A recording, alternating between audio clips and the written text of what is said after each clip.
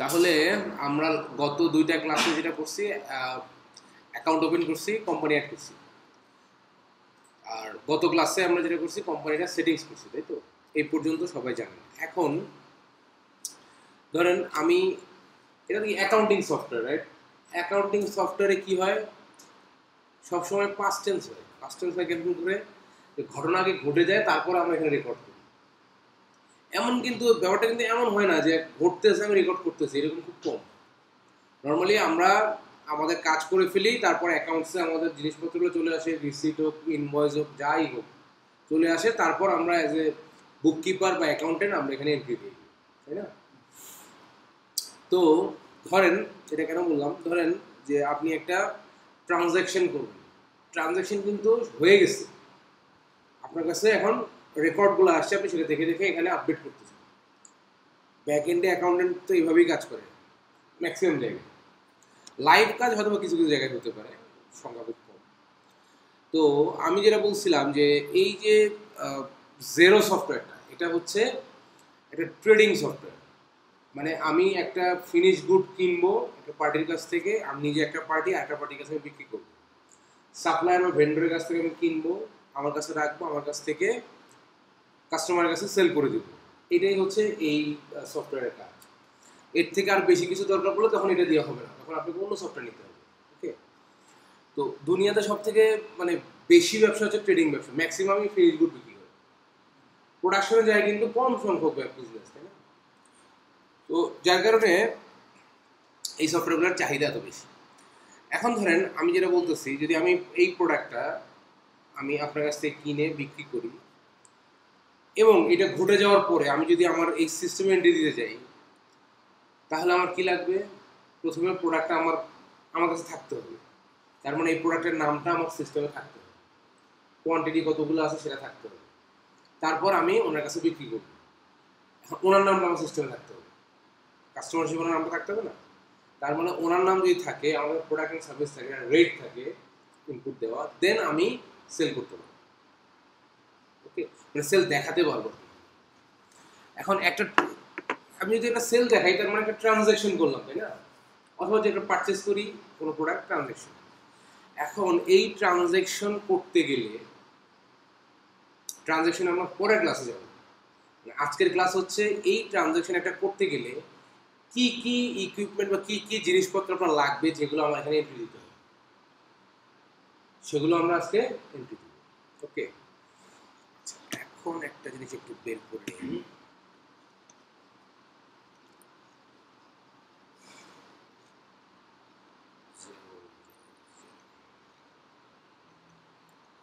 আচ্ছা, এখানে দেখেন, আপনাদেরকে প্রথম দিন আমি একটা ওয়ার্ড ফাইল দিয়েছিলাম, রাইট? এই ওয়ার্ড ফাইলে কিছু ইনস্ট্রাকশন আছে, আমরা ওই ইনস্ট্রাকশন অনুযায়ী করব। আপনারা যখন আপনার জেরোর ক্লাস শেষ হয়ে যাবে, মোটামুটি যারা একটু প্র্যাকটিসের মধ্যে থাকবেন, তাদেরকে আমি রানিং কিছু প্রজেক্ট দেব, মানে প্র্যাকটিসের জন্য। প্র্যাকটিস করবেন, এগুলো দিয়ে প্র্যাকটিস করলে খুব দ্রুত শিখে যাবেন আশা করছি।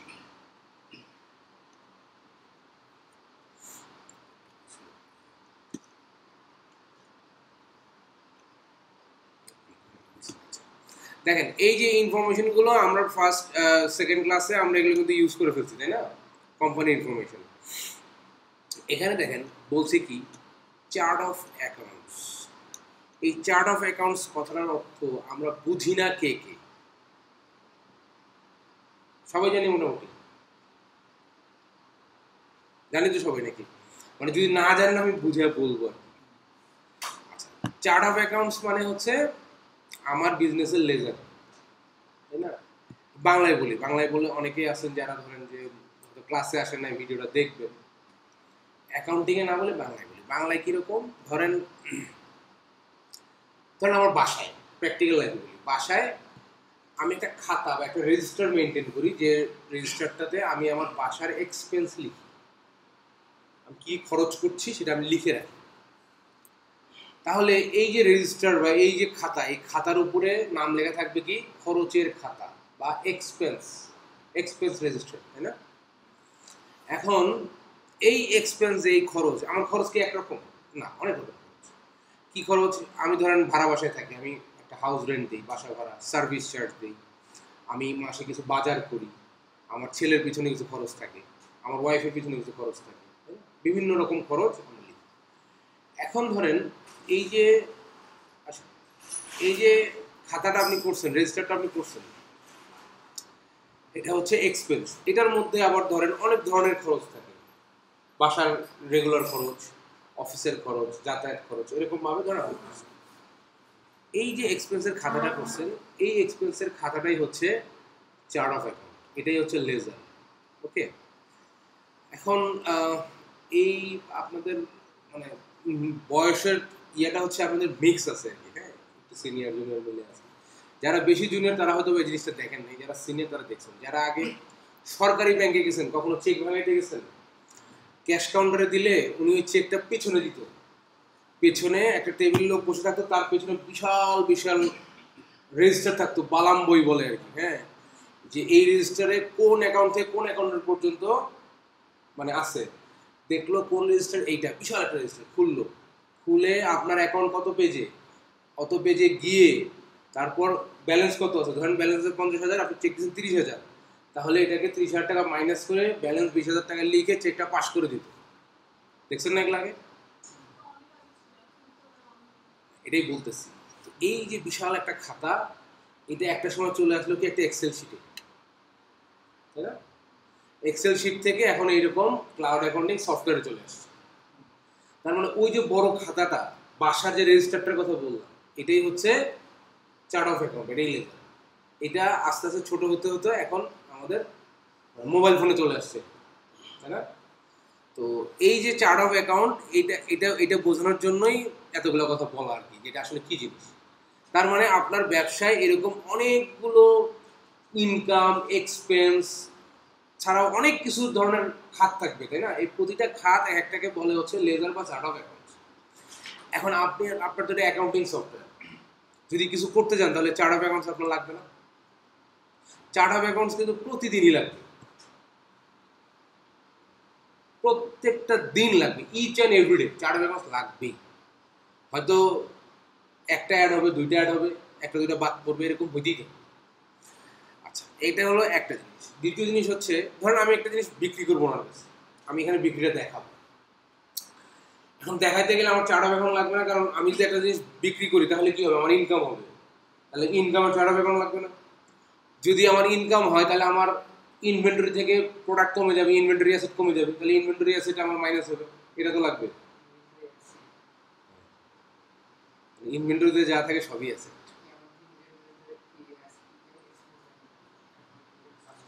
ইনভেন্টরি এক্সপেন্স,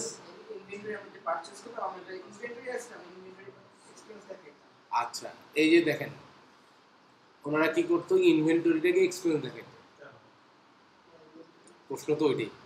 এখানে কি হবে দেখেন, ধরেন আপনি যদি ইনভেন্টরিটাকে এক্সপেন্স দেখেন, সাপোজ ধরেন আপনি এটার দাম ধরেন 10 টাকা, কথার কথা 10 টাকা কিনছেন 100 টাকা, তাহলে এক্সপেন্স দেখাইছেন কত, 100, আপনি 10 টাকা কিনছেন। এখন এই মাসে আপনি বিক্রি করছেন 2টা, কত বিক্রি করছেন, ধরেন 20 টাকায় বিক্রি করছেন, তাহলে 80 টাকা কিন্তু আপনার এখন এক্সপেন্সে পড়ে আছে। ব্যবসা কিন্তু খালি লস লস লস চলে। কনজাম্পশন হতে পারে, স্পেয়ার পার্টস থাকে, সেটা কনজাম্পশন হলে সেটা এক্সপেন্সিভ। হ্যাঁ, না যদি ধরেন আপনি বিক্রির জন্য কিনেন না, আপনি ধরেন বিক্রির জন্য কিনেন, নন ইনভেন্টরিতে কিনেন, আপনার অফিসের ব্যবহারের জন্য কিনেন, সেটা এক্সপেন্স।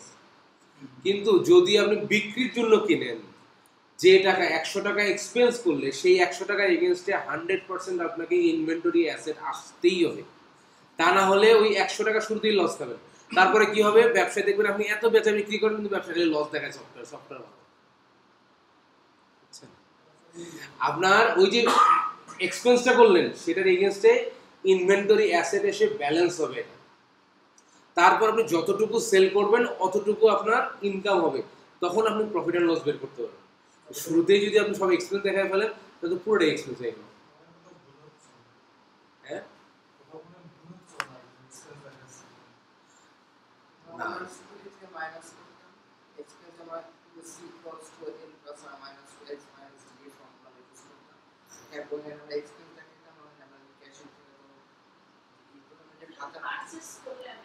না না ওটা পারচেজ, কিন্তু আমি যা বলতেছি যখন আপনার পারচেজটা যখন ইনভেন্টরি হিসেবে আসবে, যখন আমি বিক্রির জন্য পারচেজ করবো তখন কিন্তু এটাকে ইনভেন্টরি অ্যাসেট হিসেবেই দেখাতে হবে। বুঝতে পারছেন?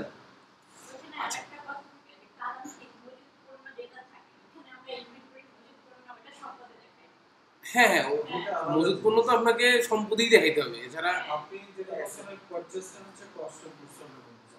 হ্যাঁ purchase cost of goods sold, এটা আমরা একটু পরেই দেখবো, একটু পরেই দেখবো। আচ্ছা আমরা প্র্যাকটিক্যালি আসি, দেখতে পাবেন সবই। আচ্ছা দেখেন এখানে চার্ট অফ অ্যাকাউন্টস আমি কিভাবে করতে হয় এটা দেখাবো। আপনারা এই যে এখানে দেখেন চার্ট অফ অ্যাকাউন্টস, এখানে আছে bank account, PayPal, credit card, owners equity, asset সব ভাগ করা আছে, তাই না?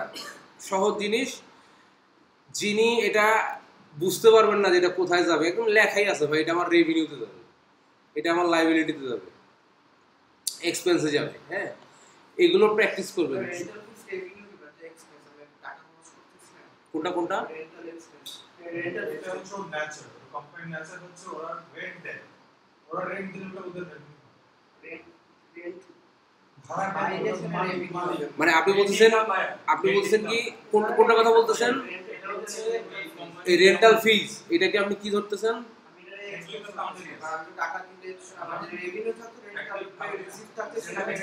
না, রেন্টাল ফি যদি আপনি দেন তাহলে তো এটা এক্সপেন্স, কিন্তু রেন্টাল ফি যদি আপনি পান, এটা এখানে ওটাই বোঝাচ্ছে আমি রেন্টাল ফি পাচ্ছি। আমার ধরেন পার্কিং ভাড়া দেওয়া আছে, কথাটা পার্কিং ফিটা আমি পাচ্ছি না, মানে এইভাবে একটু চিন্তা করতে হবে। আচ্ছা এখন যেটা করবেন, এইগুলো আপনারা সবাই এন্ট্রি দিবেন, যদি ভুলও হয় তাও এন্ট্রি দিবেন।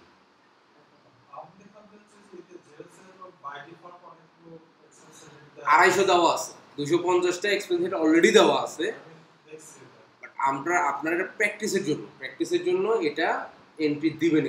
ওকে আচ্ছা, এইটা গেল একটা জিনিস, মানে আমরা কোথায় ছিলাম? আমরা ছিলাম হচ্ছে একটা ট্রানজাকশন করতে আমার কি লাগবে, চার্ট অফ অ্যাকাউন্ট লাগবে, আরটা লাগবে হচ্ছে ভ্যাট লাগবে, ভ্যাট বা ট্যাক্স। ধরেন আমাদের এখানে ভ্যাট, ট্যাক্স, ইনকাম ট্যাক্স এরকম বিভিন্ন ভাগ আছে। বিদেশে বা ধরেন উন্নত দেশগুলোতে যেটা জিএসটি, ওটাই ভ্যাট, ওটাই ট্যাক্স, শব্দ যে নামেই থাকুক জিনিস একটাই। এখন আপনারটাতে শো করে ভ্যাট, আপনারটাতে শো করে ট্যাক্স, মিললো না, ব্যাপারটা এরকম। যাই লেখা জিএসটি লেখা থাকুক, কি বলে ভ্যাট, ট্যাক্স, যাই লেখা থাকুক জিনিস একটাই। ওদের ওখানে ভ্যাট ক্যালকুলেট হয় দুই ভাবে, একটা হলো প্রতিটা ট্রানজ্যাকশনে আপনার একটা করে ভ্যাট দিতে হবে গভর্নমেন্টকে। পারচেস করতেছেন আপনি পারচেস ট্যাক্স, সেলস করতেছেন সেলস ট্যাক্স দিতে হবে। আরটা হচ্ছে আপনার ইনকাম ট্যাক্স। এই ইনকাম ট্যাক্স কি হবে, মানে আমাদের এখানে কি হয়, বছর শেষে আমরা একটা রিটার্ন সাবমিট করি, তাই না? রিটার্নটা আমরা সাবমিট করি, মানে আমাদের এখানে আসলে সিস্টেমটা খুব একটা হজবরল সিস্টেম। আমি এটা, আমার স্টুডেন্ট আছে একজন, মানে রানিং স্টুডেন্ট না, কিছুদিন আগেও ছিলেন, ক্যানাডিয়ান, মানে বাংলাদেশি ভদ্রমহিলা, ক্যানাডার সিটিজেন। উনি ওখানে একটা অ্যাকাউন্টিং ফার্মে জব করেন, ভালো, মানে আমার সাথে ক্লাস করার পরে। তো যেটা হচ্ছে কি, ওনার কাছ থেকে আমি অনেক রিয়েল লাইফ এক্সাম্পল পাইছি ওখানকার। উনি আমাকে বলছে আমরা সরাসরি কীভাবে কী করি। তো যেটা হচ্ছে, ওনার হাজব্যান্ড একজন ইঞ্জিনিয়ার, ওনার ইনকাম ট্যাক্স হচ্ছে 42%। $100 উনি যদি স্যালারি পান, ওনার $42 চলে যায় গভর্নমেন্টের, মানে ওনার ইনকাম ট্যাক্স হিসেবে। তারপর ওনারা হ্যাপি, কারণ কি উনি এই যে 100 টাকায় 42 টাকা যে দিয়ে দেন, দিয়ে দিলে ওনার অনেক কিছু ফ্রি হয়ে যায়। কেমন ওনার ট্রান্সপোর্ট ফ্রি, ওনার মানে উনি তো থোক একটা টাকা দিয়েছেন 42 টাকা, তার বিনিময়ে উনি কী পান? হ্যাঁ, অনেক কিছু ফ্রি পান না। এই যে এইটা হচ্ছে রিটার্ন, গভর্নমেন্টকে টাকা দিলাম, গভর্নমেন্ট আমাকে রিটার্ন দিচ্ছে। কি আমাদের এখানে রিটার্নের সংখ্যা কিন্তু অনেক রকম, মানে আমরা হয়তো অনেক কিছু জানিও না, আমি নিজেও অনেক কিছু জানি না। হ্যাঁ, ওই যে বছর শেষে একজন ভদ্রলোককে ধরি যে ভাই আমার এটা একটু করে দেন, করে দিয়ে আমার কাছে দেয়, যা কি দেয় আমিও জানি না, দিয়ে দেয়। এখন দেখেন, মানে একটা জিনিস যত সহজ করবেন মানুষ তত আগ্রহী হবে। আপনার দেশের সিস্টেম এত কঠিন, মানুষ আসলে এটাতে আগ্রহী না। আপনি একটা জিনিস দেখেন, দুবাইতে বলে ওরা ট্যাক্স ফ্রি বলে, এই জন্য সারা দুনিয়ার মানুষ দুবাইতে যে ব্যবসা করে, ভাই আমি 100 টাকা ইনকাম করলে 100 টাকাই আমার, কোনো ট্যাক্স দিতে হয় না। আসলে কি দিতে হয় না?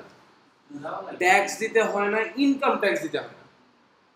ও 100 টাকা ইনকাম করে ওকে 10 টাকা দিতে হবে, এটা দিতে হয় না। বাট এই যে পার ট্রানজাকশনের যে ট্যাক্স, এটা কিন্তু আছে। তারপরে সিঙ্গাপুরে এত মানুষ ব্যবসা করতে যায় কেন? সিঙ্গাপুরের ট্যাক্স হচ্ছে 3%। এখন আপনার দেশের মানে এভারেজ আমাদের দেশের ট্যাক্স কত? 15%, তাই না? 15% তো কম বেশি 15%, 50%। হ্যাঁ, এখন ধরেন আপনি 100 টাকায় 15 টাকা দিয়ে দিতে হবে। তো আমরা তখন অনেক মানে ফাঁক যোগ খুঁজি আর কি, জিরো রিটার্ন কীভাবে দিব, আমার ভাই এত ইনকাম নাই, আমি দিলাম না। ওকে, কিন্তু যখন আপনাকে বলবে যে ভাই আপনার ট্যাক্স 2%, মনে 100 টাকা 2 টাকা দিয়ে দিই। আপনি অ্যামাউন্টের ভিত্তিতে দেখেন, মানে টোটাল অ্যামাউন্টের ইয়ে যদি দেখেন 2% করে দিলে ট্যাক্স বেশি উঠবে। 15% তো এখন আমরা জিরো দেখাই দিই বেশিরভাগ। যখন আপনি 2% বা 3% করবেন তখন টাকা উঠবে বেশি। তো সিঙ্গাপুর ধরেন 60-70 বছর আগে একটা জেলে পল্লী ছিল, দুবাইও তাই ছিল, মাছ ধরে খাইতো। তারা এখন এত মানে এই জেলেগুলোরই এত বুদ্ধি হয়ে গেল, মানে আসলে তাই বেশি শিক্ষিত লোকের মধ্যে দুর্নীতি বেশি, অশিক্ষিত লোকের মধ্যে দুর্নীতি কম, এই জন্য ওরা এত বুদ্ধি। আচ্ছা, যাই হোক, অনেক কথার মধ্যে আসলাম। তো ভ্যাট ট্যাক্সে যেটা হবে, আমার একটা ট্রানজ্যাকশনের ভ্যাট লাগবে কি, যখনই আমি কিছু বিক্রি করতে যাব সেলস ট্যাক্স দিতে হবে, অথবা যখনই আমি কিছু পারচেস করতে যাব পারচেস ট্যাক্স দিতে হবে। আপনি এটাকে কোনোভাবেই বাংলাদেশের ট্যাক্স সিস্টেমের সাথে মিলাবেন না, কারণ আপনার ক্লায়েন্ট বাংলাদেশি থাকবে না, ক্লায়েন্ট থাকবে বিদেশি, তার সাথে তার মতো করে চিন্তা করতে হবে। আপনি যখন চিন্তা করেন আমি এটা কেন দিব, ওটা কেন আসবে, এটা কেন আসবে, এইসব চিন্তা আপনার কেন? আপনার কাজ হচ্ছে তার অ্যাকাউন্টস ঠিক করে রাখা। ওকে, তাহলে আমরা দেখেন দুইটা জিনিস পেলাম, একটা হলো ভ্যাট লাগবে, একটা হলো চার্ট অফ অ্যাকাউন্ট লাগবে। এরপর কি লাগবে শুরুতে বলছি, এরপর লাগবে যে প্রোডাক্টটা বিক্রি করবো এই প্রোডাক্ট আমার সিস্টেমে লাগবে। তারপর কি লাগবে? তারপর লাগবে যার কাছে বিক্রি করবো তাকে লাগবে। এরপর কি লাগবে? যার কাছ থেকে কিনবো তাকে লাগবে। আর এই যে প্রোডাক্ট কয়টা আমি কিনছি সেই ওপেনিং ব্যালেন্সটা লাগবে, তাই না? যে আমার হাতে কয়টা দিয়ে আমি শুরু করতেছি। আজকে আমরা এইটুকুই ক্লাস করবো, এইটুকু ক্লাস করতে অনেক সময় লাগবে। ওকে, আচ্ছা আসেন নেক্সট ক্লাস থেকে আমরা ট্রানজেকশনে যাব, কারণ এগুলো না থাকলে তো আপনি ট্রানজেকশন করতে পারবেন। ওকে,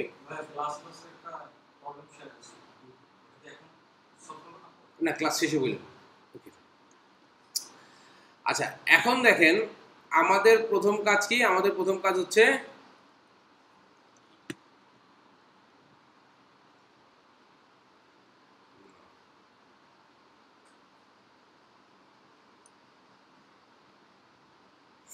আচ্ছা দেখেন অ্যাকাউন্টিং থেকে আমরা যাব অ্যাডভান্সে। অ্যাডভান্সে গিয়ে দেখেন আমরা এই যে এখানে এতগুলো কেন পাইছি, কিন্তু গত ক্লাসে বলছিলাম নিজেকে অ্যাডভাইজার করতে হবে। নিজেকে অ্যাডভাইজার না করলে, শুধু এখানে না অনেক জায়গায় আপনি অপশন পাবেন। যখনই দেখবেন যে কিছু পাচ্ছেন না, আমার সাথে মিলে না, তখন আগে আপনার ইউজারে যে চেক করতে হবে নিজেকে অ্যাডভাইজার হিসেবে আপডেট করছেন কিনা। ওকে, আচ্ছা আমরা কি করলাম, আমরা দেখেন এই যে অ্যাকাউন্টিং থেকে আসলাম অ্যাডভান্সে। হ্যাঁ, অ্যাডভান্সে ক্লিক করলে এখানে দেখেন আমার চার্ট অফ অ্যাকাউন্ট আছে, ট্যাক্স রেট আছে। অন্যগুলা নিয়ে আমরা কাজ করব পরে। আপাতত আমাদের দরকার কি? ট্যাক্স রেট দরকার, চার্ট অফ অ্যাকাউন্ট দরকার। ট্যাক্স রেটটা দিয়ে আমরা শুরু করি। এই ট্যাক্স রেটে যদি ক্লিক করি, এখানে দেখেন বলছে কি sales tax on import 0, tax exempted 0, tax on purchase 0, মানে 0 ট্যাক্স এখানে সব অ্যাড করে রাখছে, ডিফল্ট আছে। এই কটা কিন্তু আপনি ডিলিট করতে পারবেন না। দেখেন এই কটা কিন্তু লক করা, এই যে তালার চিহ্ন আছে এখানে, এই কটা লক করা। হ্যাঁ, আপনি অনলাইন পেতে যাবেন না? ঠিক আছে, যদি বাসায় পৌঁছে যান অনলাইনেও জয়েন করবেন, আপনার 1 ক্লাস 2 বার করে হয়ে যাবে। ওকে, তাহলে এই কয়টা হচ্ছে ডিফল্ট দেয়া আছে। হ্যাঁ, ট্যাক্স রেট। এখন ধরেন আমার একটা ট্যাক্স রেট লাগবে, সাপোজ সেলস ট্যাক্স লাগবে 10%। আমি যে ক্লায়েন্টের কাজ করছি ওর দেশে ধরেন ডিফল্ট ট্যাক্স রেট 10% সেলসের ক্ষেত্রে। তাহলে আমরা কি করব? আমরা অ্যাকাউন্টিং থেকে অ্যাডভান্সে আসলাম, অ্যাডভান্সে এসে গেলাম হচ্ছে ট্যাক্স রেটে। ট্যাক্স রেটে এসে আমরা নিউ ট্যাক্স রেটে ক্লিক করব। এখন ধরেন মানে একটা ট্যাক্স রেট জিরোতে অ্যাড করার মতো সহজ কাজ দুনিয়াতে খুব কম আছে, মানে এক গ্লাস পানি ঢেলে কত থেকে সহজ। ওকে, এখন ধরেন আমার কি দরকার, সেলস ট্যাক্স 10% দরকার। আমি এখন নামটা কি দেবো, এখানে বলছে ডিসপ্লে নেম, এখানে নেম দিবেন, ঠিক আছে।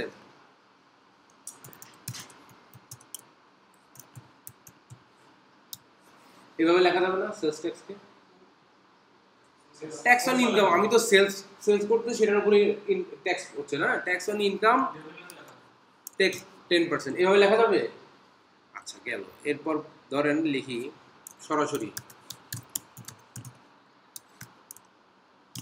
লেখা যাবে এভাবে। ও সরি, সেলস ট্যাক্স 10% লেখা যাবে এভাবে। জিনিস কিন্তু একই, tax on income 10%, sales tax 10%, tax on revenue 10%। যেভাবে লেখেন এইভাবে লিখতে পারেন। বিএটি, আমি কি বলছি, ট্যাক্স ভ্যাট কিন্তু সবই সেম জিনিস। বিএটি 10%, এখানে লেখেন আপনি সেলস। আমি বলছি কি একই জিনিস বিভিন্নভাবে আপনি লিখতে পারবেন। এখানে যেমন ও লিখছে কি দেখেন, sales tax on import, import tax যদি থাকে। ওকে, আচ্ছা এখন ধরেন আমি সহজভাবে লিখি, হ্যাঁ, সেলস ট্যাক্স 10%।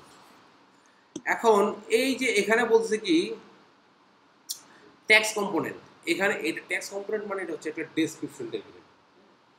এটা আপনি কেন 10% বা কিসের 10% ডেসক্রিপশন একটা লিখতে হয় না, মানে লেখা দরকার পড়তে পারে না, সেটার জন্য এখানে নেবেন। আমি এখানে এত কিছু না লিখে আমি শুধু 10% সেলস ট্যাক্স দিয়ে দিলাম। আর এই যে এইখানে এইটা হচ্ছে মূল জায়গা। এটা মূল জায়গায় কি, ধরেন আপনি এখানে লিখছেন সেলস ট্যাক্স 10%, কিন্তু এখানে ভুলে বসাইছেন 20%। তাহলে কি হবে, আপনি বারবার সিলেক্ট করবেন 10% সেলস ট্যাক্স, বাট অ্যাপ্লাই হতে থাকবে কত, যার কারণে আমরা নামের জায়গায় আসলে কোনটা দিচ্ছি আর এখানে অ্যাপ্লিকেবল করতেছি কোনটা, এইটা আমাদেরকে একটু সতর্ক থাকতে হবে। তাহলে 10% জাস্ট সেভ দিয়ে দেন, আসে সেলস ট্যাক্স 10%। এরপর ধরেন আরেকটা দেই,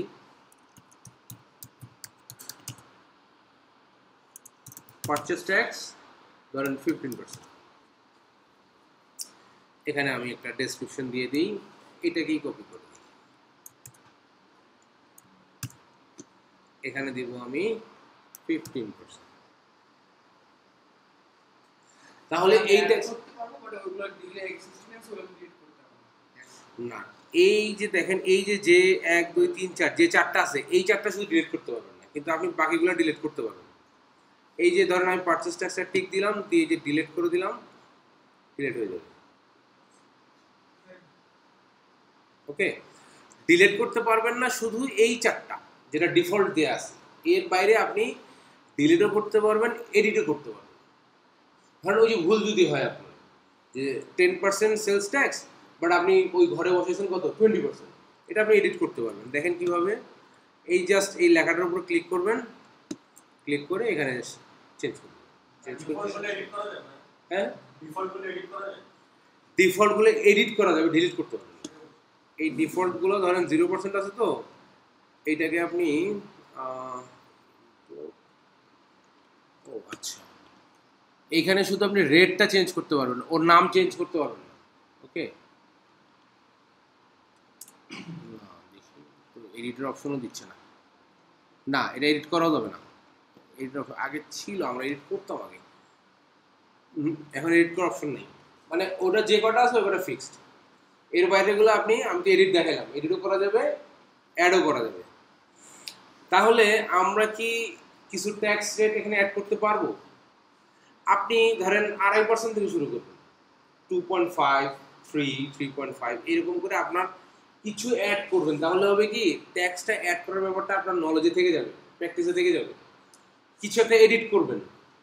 ওকে, তো আপনার ফার্স্ট আমাদের কাজ হচ্ছে ট্যাক্স রেট অ্যাড করা।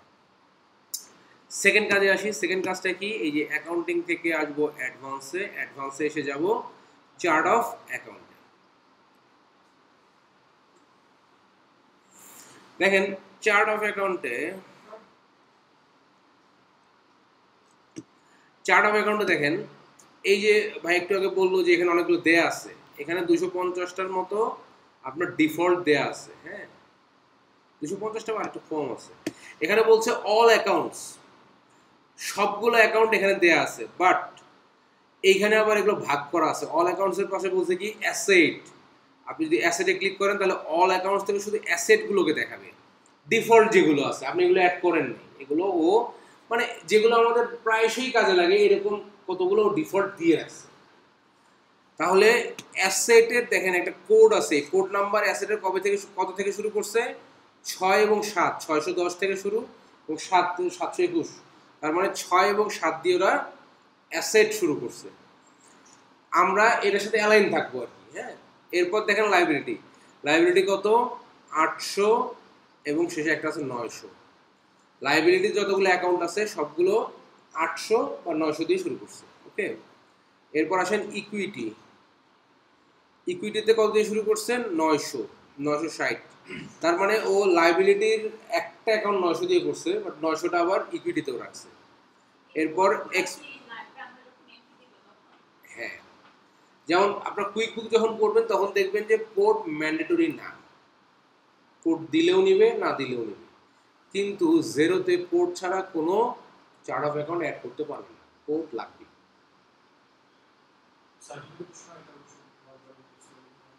আসছে না এটা? আচ্ছা দেখেন এখন হচ্ছে এক্সপেন্স কত দিয়ে, এক্সপেন্স হচ্ছে 3 এবং 4 দিয়ে। হ্যাঁ, এরপর আছে হচ্ছে রেভিনিউ, রেভিনিউ কত দিয়ে 2 দিয়ে, 200 দিয়ে শুরু। আর এই যে আর্কাইভ একটু আগে দেখছেন না, ও সরি না, এটা অন্যভাবে দেখাই। ধরেন আপনি চার্ট অফ অ্যাকাউন্ট এটা টিক দিলেন, দেওয়ার পর এই যে আর্কাইভে যদি ক্লিক করেন তাহলে এটা আর্কাইভ হয়ে থাকবে। আর্কাইভ মানে হচ্ছে আমরা যে টেম্পোরারি ডিলিট করি না, ডিলিট করে দিয়ে যে ট্র্যাশে গিয়ে থাকে বা কোথায় ওই যে হ্যাঁ রিসাইকেল বিনে গিয়ে যে টেম্পোরারি থাকে সেটা। আর এই আর্কাইভ থেকে যদি আপনি ডিলিট করে দেন তাহলে একদম পার্মানেন্ট ডিলিট হয়ে যাবে। নর্মালি আর্কাইভ থেকে ডিলিট করা যায় না, মানে আপনি একবারে ওকে সিস্টেম থেকে বের করে দিতে পারবেন। চার্ট অফ অ্যাকাউন্টের অনেক হিসাব আছে, যদি চার্ট অফ অ্যাকাউন্টে কোনো লেনদেন করে ফেলেন, চার্ট অফ অ্যাকাউন্টে যদি কোনো লেনদেন হিট করে, আর্কাইভ করলে আর্কাইভে থাকবে, ওখান থেকে আবার রিঅ্যাক্টিভ করতে পারবেন, কিন্তু আর্কাইভ থেকে ডিলিট করতে পারবেন না। কিন্তু যদি হ্যাঁ ডিলিট হবে না, ট্রানজ্যাকশন হয়ে গেলে, একটা চার্ট অফ অ্যাকাউন্টে ট্রানজ্যাকশন হয়ে গেলে এইটা আপনি আর ডিলিট করতে পারবেন। এটার কারণ আছে, অ্যাকাউন্টিং এ আপনার 5 বছর পরেও ওই একটা চার্ট অফ অ্যাকাউন্টের স্টেটমেন্ট লাগতে পারে, তখন কি করবে, এই জন্য এটা ডিলিট করা আর্কাইভ করে রেখে দিবেন। আর্কাইভ করে রেখে দিলে তো ওটা আপনার মূল অ্যাকাউন্টিং সিস্টেমে থাকতেছে না,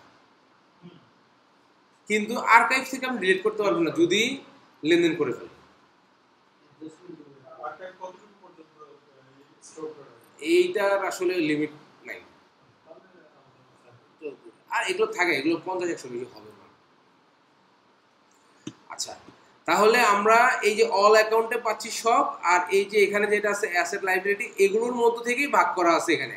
ওকে, এখন এগুলো ডিফল্ট দেওয়া আছে। হ্যাঁ, এগুলো আপনি এডিট বা ওই আর্কাইভ করতে পারবেন, কিন্তু এই যে কয়েকটা দেখেন লক করা আছে, এই যে কয়েকটা, এগুলো আপনি কিছু করতে পারবেন না। হ্যাঁ, এগুলো আপনি এডিট করতে পারবেন, নামটা হয়তো বা চেঞ্জ করতে পারবেন বা ক্যাটাগরি চেঞ্জ করতে পারবেন, কিন্তু আপনি ডিলিট করতে পারবেন, আর্কাইভ করতে পারবেন। ওকে, আচ্ছা এখন আসেন এই চার্ট অফ অ্যাকাউন্টের উপরে আমরা কয়টা জিনিস দেখি। এটা তো আমরা দেখলাম, তাই না? এইটা মানে হচ্ছে অল অ্যাকাউন্ট, আর এগুলো ভাগ করা আছে। এখানে বলছে add account, add bank account, print PDF, import export. Add account মানে যেগুলো নন ব্যাংকিং অ্যাকাউন্ট, যেগুলো দিয়ে আমরা টাকা পয়সার লেনদেন করি না, যেমন এক্সপেন্স, যেমন ইকুইটি, এই ধরনের চার্ট অফ অ্যাকাউন্ট হলে আমরা অ্যাড অ্যাকাউন্ট দিয়ে অ্যাড করব। আর যেগুলো আমরা ব্যাংকের মতো ইউজ করব, ব্যাংক বিকাশ হতে পারে, কোনো ক্রেডিট কার্ড হতে পারে, পেপাল হতে পারে, এরকম ওয়ালেট হতে পারে, যা আছে, ক্যাশ অ্যাকাউন্ট হতে পারে, আমরা ক্যাশ লেনদেন করি না সবাই, ক্যাশ অ্যাকাউন্ট থেকে শুরু করে যেগুলো আমাদের transactional chart of account, bank ওই যে বললাম বিকাশ, পেপাল, হ্যাঁ, সবগুলো অ্যাড করতে হবে অ্যাড ব্যাংক অ্যাকাউন্ট দিয়ে। অ্যাড ব্যাংক অ্যাকাউন্ট দিয়ে অ্যাড না করলে আপনি ওখানে টাকার মতো দেখাই দিবেন, বুঝছেন? আপনার ব্যাংক অ্যাকাউন্ট যেটা থেকে লেনদেন করবেন টাকার মতো দেখাইতে হবে না, যে আমার ব্যালেন্স আছে 100, ইনকাম করলাম 200, হইলো 300। তো যদি আপনি ব্যাংক অ্যাকাউন্টে অ্যাড না করেন ওখানে টাকার মতো আপনি দেখাতে পারবেন, টাকার মতো আসবে না। ওকে, এরপর প্রিন্ট পিডিএফটা সহজ জিনিস, যে আপনি এখান থেকে প্রিন্ট পিডিএফ দিয়ে আপনার যতগুলো চার্ট অফ অ্যাকাউন্ট আছে এটা পিডিএফে ডাউনলোড হবে, প্রিন্ট দিতে পারবেন। এরপর যেটা ইম্পর্টেন্ট জিনিস সেটা হচ্ছে ইম্পোর্ট এবং এক্সপোর্ট। আমি এগুলো সব অ্যাড করে দেখাবো। ইম্পোর্ট এবং এক্সপোর্টটা একটু পরে দেখাচ্ছি। আপনার এই যে এটা দেখেন, আমি প্রথমে ব্যাংক অ্যাকাউন্ট একটা দেখাই, যেহেতু প্রথমেই ব্যাংক অ্যাকাউন্ট আছে, বলতেছে RBS bank checking opening balance on কত 22/10/2022 ওপেনিং ব্যালেন্স কত 803.90 পাউন্ড। ওকে, এখন এইটা যদি আমরা একটা ব্যাংক অ্যাকাউন্ট হিসেবে অ্যাড করতে চাই তাহলে কি করব? প্রথমে আমরা ব্যাংকের নামটা কপি করব। এখানে বলছে আরবিএস ব্যাংক চেকিং, চেকিং মানে হচ্ছে কারেন্ট অ্যাকাউন্ট। ওকে, চেকিং মানে হচ্ছে কারেন্ট অ্যাকাউন্ট। তো যদি আমরা একটা ব্যাংক অ্যাকাউন্ট অ্যাড করতে চাই, আমি এটাকে কপি করে নিলাম, নামটা জাস্ট কপি করে নিলাম, হ্যাঁ, নিয়ে আমি যাব এই অ্যাড অ্যাকাউন্ট, আমি একটু পরে আসতেছি, আমি অ্যাড ব্যাংক অ্যাকাউন্টটাকে দেখাচ্ছি। হ্যাঁ, অ্যাড ব্যাংক অ্যাকাউন্টে ক্লিক করব।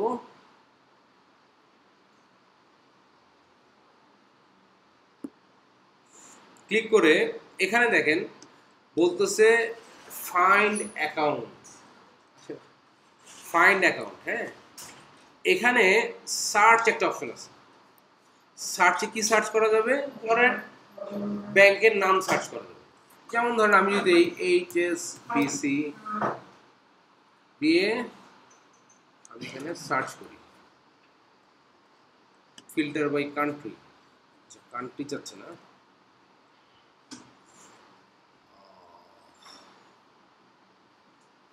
ইউকের একটা ব্যাংক, ইউনাইটেড। দেখেন যখন আমি এইচএসবিসি লিখে কান্ট্রি এখান থেকে সিলেক্ট করলাম ইউকে, তখন এখানে 4 রেজাল্টস ইন ইউকে, 1 2 3 4, মানে এইচএসবিসি ব্যাংকের এই 4 ধরনের এইচএসবিসি ব্যাংকের সাথে জেরোর কন্ট্রাক্ট আছে। এই ব্যাংক অ্যাকাউন্টগুলো আপনি সরাসরি কানেক্ট করে রাখতে পারবেন। যেমন আপনি এখানে কীভাবে কী করবেন দেখেন, ধরেন আমি এইচএসবিসি বিজনেস ইউকে এইটাতে আমি ক্লিক করলাম, এইটাতে আমার ধরেন একটা অ্যাকাউন্ট আছে। ওকে, এখানে যদি আমি ক্লিক করি তাহলে দেখেন ও আমাকে সরাসরি এই ব্যাংকের লিঙ্কে নিয়ে যাচ্ছে। এখন continue to log in to bank সরাসরি আসবে। এখন এখানে যদি আমি ক্লিক করি তাহলে ও এখন ব্যাংকের আইডি পাসওয়ার্ড চাবে। এখন এই ব্যাংকের আইডি পাসওয়ার্ড কার কাছে আছে? যদি আমার ওই ব্যাংকে একটা অ্যাকাউন্ট থাকে তবেই না থাকবে। তাহলে আমি যে ব্যাংক অ্যাকাউন্ট একটা চার্ট অফ অ্যাকাউন্ট হিসেবে অ্যাড করব, সেটা এখানে দুইভাবে করা যাবে। একটা হলো যে ব্যাংকগুলোর সাথে জেরোর কন্ট্রাক্ট আছে তাদেরকে আপনি সরাসরি এইভাবে লিঙ্ক করে ফেলতে পারবেন, আর যাদেরটা নাই তাদেরটাও করা যাবে, ওটা ম্যানুয়ালি করতে হবে। এখন দেখেন এইচএসবিসি ইউকে আমাকে ওয়েবসাইটে নিয়ে চলে গেছে সরাসরি। আমি এখানে ইউজার নেম দিব, কন্টিনিউ দিব, পাসওয়ার্ড দিব, তাহলে আমার ব্যাংকটা মানে আমার অ্যাকাউন্টের ডিটেলটা সরাসরি জেরোর সাথে কানেক্ট হয়ে যাবে। এটা হলো একটা অপশন। যেহেতু এই সুযোগ আমাদের নাই, আমার তো বাইরে অ্যাকাউন্ট নেই, আমি এটা লগ ইন করতে পারছি। যদি সে কোনো পেমেন্ট করে তাহলে সরাসরি আমার এইচএসবিসি ব্যাংক স্টেটমেন্ট যেটা শো করার কথা ওইটা ওখান থেকে কেটে দেবে। এটা করবে, এটা আমি যখন ব্যাংক রিকনসিলিয়েশন দেখাবো তখন এই জিনিসটা দেখাবো যে আপনি যদি কানেক্ট করে রাখেন তাহলে কি হবে, আর যদি কানেক্ট না করেন ম্যানুয়ালি করেন তাহলে কি হবে, এটা একদম ক্লিয়ার করে দেখাবো, নো প্রবলেম। তাহলে আমি একটা জিনিস দেখালাম আপনাদেরকে, সেটা হচ্ছে যদি আমার বিদেশে, আর এই ধরনের অ্যাকাউন্টগুলো আসলে ক্লায়েন্ট আপনাকে কখনোই কানেক্ট করতে দিবে না, ও নিজেই কানেক্ট করে রাখবে। কারণ ব্যাংকের আইডি পাসওয়ার্ড দেওয়া মানে কি আপনি ব্যাংকের থেকে ট্রানজাকশন করতে পারবেন, ওর অ্যাকাউন্ট থেকে $2 মিলিয়ন আপনি ট্রান্সফার করে ফেললে কিছুই করতে পারবে না। যার কারণে এই অপশন আপনাকে ক্লায়েন্ট কখনোই দিবে না, সে নিজে এটা অ্যাড করবে। এবং কোনো ট্রানজাকশন করার দরকার থাকলে আপনাকে তাকে বলতে হবে, সে করে দেবে। এখন আমরা কোথায় ছিলাম? আমরা ছিলাম অ্যাড ব্যাংক অ্যাকাউন্টে। তার মধ্যে একটা অপশন ছিল হচ্ছে এই যে ইউজ ব্যাংক ফিড থেকে অ্যাড করা, কান্ট্রি সিলেক্ট করে কোন ব্যাংক সেটা অ্যাড করা। যেহেতু সেই অপশন এই মুহূর্তে আমাদের নাই, আমরা যাব অ্যাড উইদাউট ব্যাংক ফিড, এখানে ক্লিক করব, কন্টিনিউ। এখন বলছে কি ব্যাংকের নাম কি, আমরা তো ব্যাংকের নামটা কপি করছিলাম। আচ্ছা, এটা হলো এটা এটা আপনাদের ফিক্স কোনো রুলস না, এটা আমি বলি এভাবে করতে। কি করতে? প্রথমে লিখবেন ব্যাংকের নাম, এখানে ব্যাংকের নাম বলছে না, ব্যাংকের নাম। তারপরে এটা চেকিং অ্যাকাউন্ট কিনা, চেকিং বা কারেন্ট অ্যাকাউন্ট কিনা এটা লিখবেন, কারণ একই ব্যাংকে বিজনেসের 2-3টা অ্যাকাউন্ট থাকতেও পারে, যাতে আমরা কোনো একটা ট্রানজাকশন করার সময় ভুল অ্যাকাউন্টে ট্রানজাকশন না করে ফেলি। ওকে, তাহলে চেকিং লিখলাম। আর ধরেন এইটা দিলাম আমি ব্যাংকের, আমার যে অ্যাকাউন্ট নাম্বার, অ্যাকাউন্টের লাস্ট 4টা ডিজিট। তাহলে হবে কি, আমি আরবিএস ব্যাংকের কারেন্ট অ্যাকাউন্টের কোন অ্যাকাউন্টটাকে আমি সিলেক্ট করতেছি লেনদেনের জন্য, সেটা কিন্তু আমি ক্লিয়ারলি বুঝতে পারবো। ওকে, এটা হলো ব্যাংকের নাম। এরপর অ্যাকাউন্ট নাম কি? অ্যাকাউন্টের নাম হচ্ছে computer tech PC and accessories, সংক্ষেপে লিখলাম। আমাদের কোম্পানির নাম কি? Computer tech PC and accessories, তাই না, যেটা দিয়ে আমরা কাজ করতেছি। এখন ধরেন ব্যাংকে যদি আপনি একটা অ্যাকাউন্ট খোলেন, তাহলে নর্মালি কিসের নামে খুলবেন? আমাদের প্রতিষ্ঠানের নামে খুলবেন না? তাহলে আমি এটা সংক্ষেপে লিখলাম, computer tech PC and accessories, এরপর দিলাম আরবিএস ব্যাংক।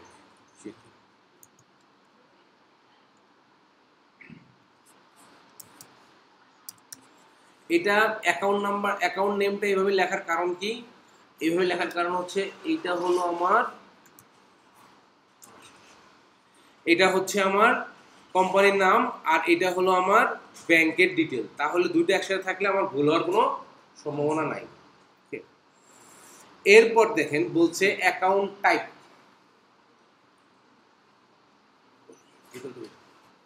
অ্যাকাউন্ট টাইপে যদি আমরা এখানে ক্লিক করি, দেখেন দুইটা অপশন পাবো, একটা হচ্ছে ক্রেডিট কার্ড আর একটা হচ্ছে আদার্স।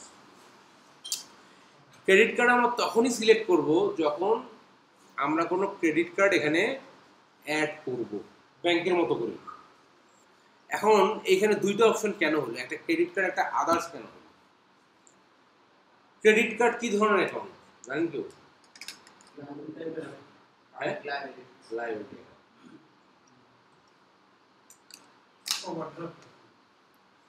ক্রেডিট কার্ডের ব্যালেন্স 0 থাকা মানে কি? আর ক্রেডিট কার্ডের ব্যালেন্স 100 টাকা মানে কি?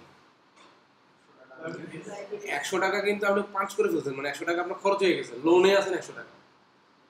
বুঝছেন? ক্রেডিট কার্ডের ব্যালেন্স 0 থাকাটা খুব ভালো। ক্রেডিট কার্ডের ব্যালেন্স মানে কোন একটা ব্যালেন্স দেখানো মানে আপনি বিপদে আছেন। ওকে, তো যার কারণে যখন আমরা ট্রানজ্যাকশনাল, ক্রেডিট কার্ডে তো ট্রানজ্যাকশন করা যায় না, তাই না? ট্রানজ্যাকশনাল অ্যাকাউন্ট হিসেবে একটা ব্যাংক অ্যাকাউন্ট অ্যাড করব, যেটা ক্রেডিট কার্ড, যেটা আমার লাইবিলিটি অ্যাকাউন্ট, শুধু সেই ক্ষেত্রে আমরা ক্রেডিট কার্ড সিলেক্ট করব। আর বাকিগুলো আমার অ্যাকাউন্ট কি যদি ক্রেডিট কার্ড না হয়? Asset account. ব্যাংক অ্যাকাউন্ট মানে কি? আমার অ্যাসেট অ্যাকাউন্ট। ব্যাংকে যদি আমার ক্রেডিট কার্ড না হয়, লোন অ্যাকাউন্ট না হয়, তাহলে আমি আমার নিজের টাকা দেখেই তো খরচ করি। নিজের টাকা মানে কি? আমার অ্যাসেট না? এই জন্য আমরা সিলেক্ট করবো আদার। শুধুমাত্র অ্যাকাউন্ট টাইপে ক্রেডিট কার্ডের ক্ষেত্রেই ক্রেডিট কার্ড সিলেক্ট করব, আদারওয়াইজ সিলেক্ট করতে হবে আদার। এরপর বলছে অ্যাকাউন্ট নাম্বার। আমার লাস্ট 4টা ডিজিট কি ছিল? 4532। ধরেন আমার অ্যাকাউন্ট নাম্বার টোটাল হচ্ছে এরকম, ঠিক আছে? এই অ্যাকাউন্ট নাম্বারের লাস্ট 4টা ডিজিট কিন্তু আমি এখানে নামের পাশে বসেও দিছি। এরপর বলছে অ্যাকাউন্ট কোড। অ্যাকাউন্ট কোড মানে কি? চার্ট অফ অ্যাকাউন্টের কোড। তাহলে আমরা এখানে দিই 100। ব্যাংক অ্যাকাউন্টগুলো, ট্রানজ্যাকশনাল অ্যাকাউন্টগুলো সবসময় 1 দিয়ে শুরু করবে, তাহলে হবে কি এটা সবসময় উপরের দিকে থাকবে, কারণ এগুলো আমার প্রতিদিনই লাগবে। ধরেন একটা ব্যাংক অ্যাকাউন্ট দিলেন 100, একটা দিলেন 101, 102, এইভাবে 1 দিয়ে শুরু করবেন সবসময়। এটা হচ্ছে আমি আপনাদেরকে করতে বলি যে তাহলে হবে কি চার্ট অফ অ্যাকাউন্টে ঢুকলে শুরুতেই আপনাকে ব্যাংক অ্যাকাউন্টগুলো পাবেন, বুঝছেন? এটা আপনার প্রতিদিনই লাগবে। এখন আসেন কারেন্সি হচ্ছে আমি দিচ্ছি বাংলাদেশি টাকা, যে দেশের কোম্পানি বা যার ইয়ে তার কারেন্সি থাকবে। ওকে, এখন আপনি যখন অ্যাড অ্যাকাউন্ট করবেন তো এরপরে কিন্তু কারেন্সি আর চেঞ্জ করা যাবে না। ওকে, আমি অ্যাড অ্যাকাউন্ট দিলাম। এখন দেখেন এই যে আমার এখানে অ্যাকাউন্টটা অ্যাড হয়েছে। অ্যাকাউন্ট নাম্বার কত ছিল আমার? 100 দিয়েছিলাম না? এখন কোড কম্পিউটার টেক পিসি অ্যাক্সেসরি সংক্ষেপে লিখছি, আরবিএস ব্যাংক চেকিং এত, এটা টাইপ কি ব্যাংক, আর হচ্ছে ট্যাক্স রেট এক্সাম্পটেড, অটোমেটিক্যালি আসছে, এটা আমরা চেঞ্জ করতে পারবো। এখন ট্যাক্স রেটের মধ্যে একটা বিষয় আছে একটু আগে বলতে ভুলে গেছি, সেটা হলো ট্যাক্স রেট 0 হয়, এক্সাম্পটেড হয়। এক্সাম্পটেড আর 0 মানে জানেন?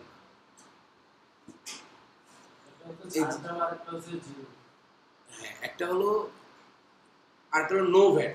3টে অপশন থাকে, একটা নো ভ্যাট, একটা 0, একটা হলো এক্সাম্পটেড। এক্সাম্পটেডটা আমরা বাংলায় বলি যে পর রেয়াত বলি না, মকুফ।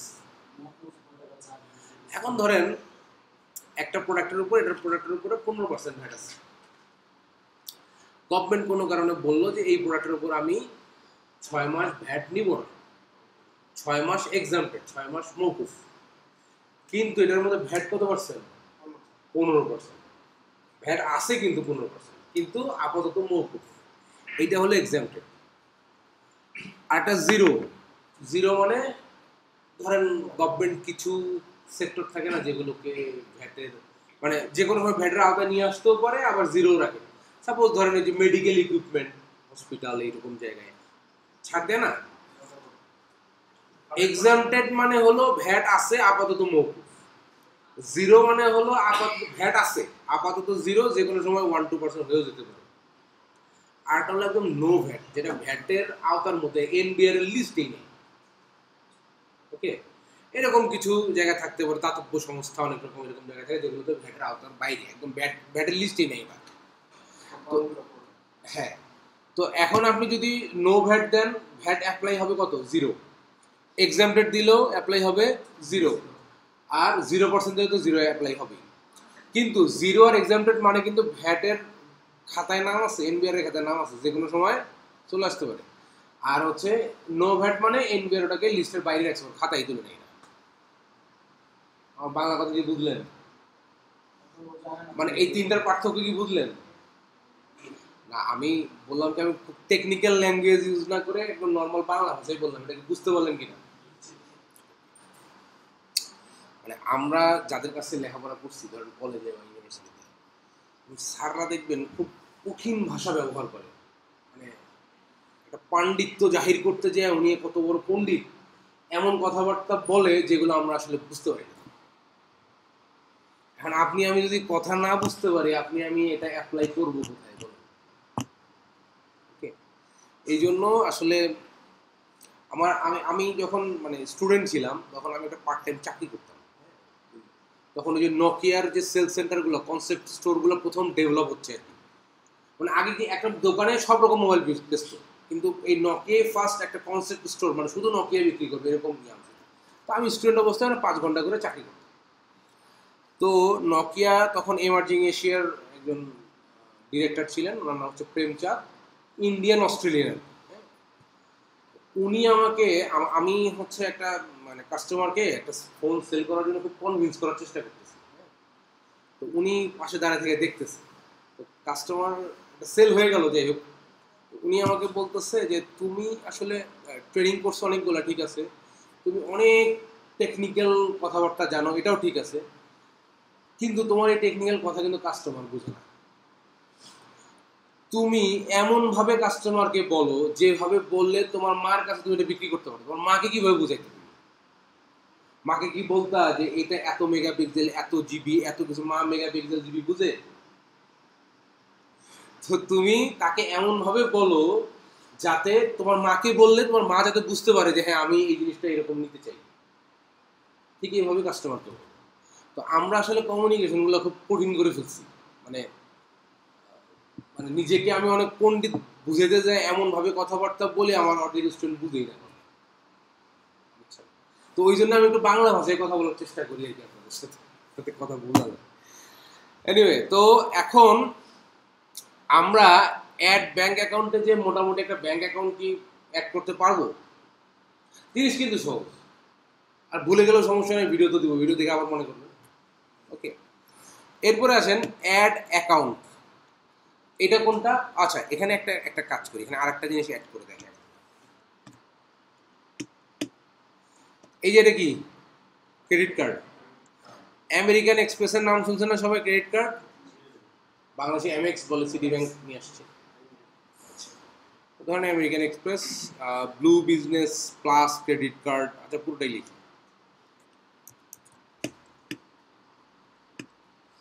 তাহলে আমরা কি করব? অ্যাকাউন্টিং থেকে যাব অ্যাডভান্সে, অ্যাডভান্সে গিয়ে যাব চার্ট অফ অ্যাকাউন্টে, চার্ট অফ অ্যাকাউন্ট থেকে আমরা অ্যাড করব ব্যাংক অ্যাকাউন্ট।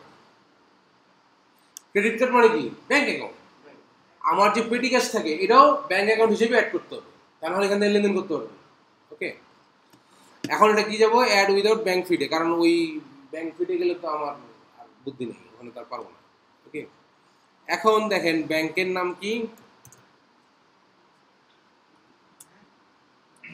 আমেরিকান এক্সপ্রেস, তাই না? নামটা পুরোটা দিলাম। এরপর অ্যাকাউন্ট নাম কি? এটাই তো, হ্যাঁ।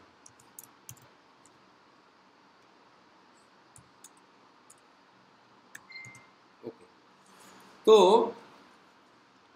এটা হচ্ছে আমি সিটিপিএ মানে কি? কম্পিউটার বিজনেস অ্যাসোসিয়েট, এটা। ওকে, এই অ্যাকাউন্ট টাইপে এখন দেবো ক্রেডিট কার্ড, কারণ এটা আমার লাইবিলিটি অ্যাকাউন্ট, ক্রেডিট কার্ড। এখন বলছে credit card number, credit card number যদি থাকে তার লাস্ট 4টা ডিজিট দিতে হবে। ধরে নিচ্ছে আমার লাস্ট 4টা ডিজিট এরকম। ওকে, এরপর অ্যাকাউন্ট কোড, একটু আগে আমরা অ্যাকাউন্ট কোড কত দিছি? 100, এটা দেবো আমরা 101। ওকে, এখানে যদি আমি অ্যাড অ্যাকাউন্ট করি, এখন দেখেন 100 নিচে 101 চলে আসছে। টাইপ কিন্তু ব্যাংকে, হ্যাঁ, বাট এটা কি? এটা লাইবিলিটি অ্যাকাউন্ট, কারণ আমরা ক্রেডিট কার্ড টাইপের জায়গায় সিলেক্ট করে রাখছি। ওকে, এরপরে আসেন আমরা ব্যাংক অ্যাকাউন্ট দেখলাম, এরপর অ্যাড অ্যাকাউন্টে যাই। অ্যাড অ্যাকাউন্টে গেলে দেখেন চেহারাটা একটু ডিফারেন্ট, তাই না? এইটা কোনটা? এইটা হচ্ছে যেটা আমার ট্রানজ্যাকশনাল অ্যাকাউন্ট না, ব্যাংক না, পেপাল না, ক্রেডিট কার্ড না, আমার বিকাশ না, পিডি ক্যাশ না, ক্যাশ না, এগুলো বাদ দিয়ে বাকি যেগুলো আছে, কোনগুলো আছে? রেভিনিউ, তারপর হচ্ছে ইকুইটি, এক্সপেন্স, এই ধরনের অ্যাকাউন্টগুলো আসবে অ্যাড অ্যাকাউন্ট। ওকে, এখন আসেন বলছে অ্যাকাউন্ট টাইপ। আমরা একটা দেখি, ধরেন আমরা যদি একটা এক্সপেন্স অ্যাড করি, সাপোজ ধরেন অফিস এক্সপেন্স, অফিস এক্সপেন্সটা আমি অ্যাড করবো। হ্যাঁ, তাহলে আমার এখানে ক্যাটাগরির মধ্যে কোথায় দেওয়া আছে? এক্সপেন্স।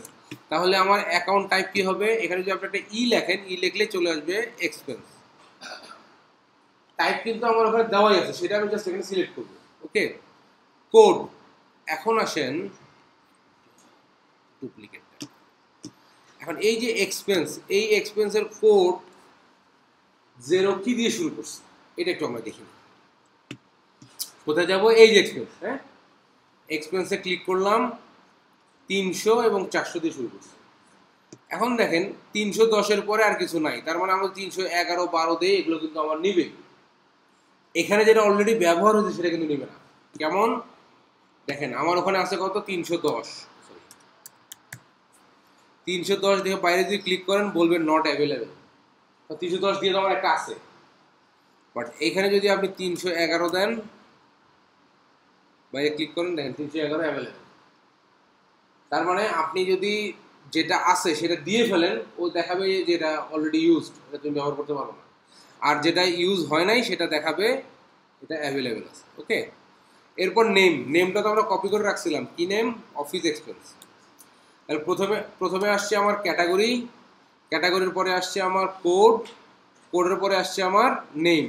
এখন এখানে যদি আপনার ডেসক্রিপশনে কিছু থাকে, দেখেন এই যে এখানে ডেসক্রিপশন আছে, এই নিচেরগুলো হচ্ছে ডেসক্রিপশন। ঠিক আছে, যদি ডেসক্রিপশন থাকে দিব, না থাকলে দরকার নেই। এইখানে দেখেন ট্যাক্স অন পারচেজ, এখন এক্সপেন্স মানে কি, অফিস এক্সপেন্স মানে কি, খরচ। সে এখানে অটোমেটিক্যালি ধরে নিচ্ছে এটা পারচেজই হবে, পারচেজ হলে কি খরচ হবে। তার মানে এখানে যদি ব্যবহার হয় তাহলে এটা পারচেজ ট্যাক্স ব্যবহার হবে। ট্যাক্স অন পারচেজ মানে আমরা একটু আগে লিখছিলাম না পারচেজ ট্যাক্স, সেম জিনিস। এটা আমরা জিরো ধরে নিচ্ছি আবার, কারণ কি জিরো যদি না ধরেন তাহলে কি হবে, আর জিরো যদি কোনো একটা সংখ্যা বসান তাহলে কি হবে। সংখ্যা বসাইলে ধরেন আমি 10% দিয়ে দিলাম, ধরেন আমি যদি এখান থেকে দেই, আচ্ছা এটা কোত্থেকে আসবে, এটা আসবে হচ্ছে ওই যে আমার ট্যাক্স রেটগুলো আমরা অ্যাড করছি না সেখান থেকে আসবে। ধরেন আমি এখান থেকে এই যে সেলস ট্যাক্স 10% এটা দিলাম, এটা কিন্তু হবে রং, কারণ এক্সপেন্স কখন হবে, পারচেজ করলে এক্সপেন্স হবে, তার মানে এটা অলওয়েজ থাকতে হবে পারচেজে। পারচেজে ধরেন আমি এখানে দিলাম 0%, কিন্তু ধরেন আমার একটা পারচেজ ট্যাক্স অ্যাড করা আছে 10%। 10% এখানে সিলেক্ট করলে কি হবে, হবে কি আপনি এক্সপেন্স যতবার ইউজ করতে যাবেন তখন অটোমেটিক্যালি ডিফল্ট ট্যাক্স চলে আসবে 10%।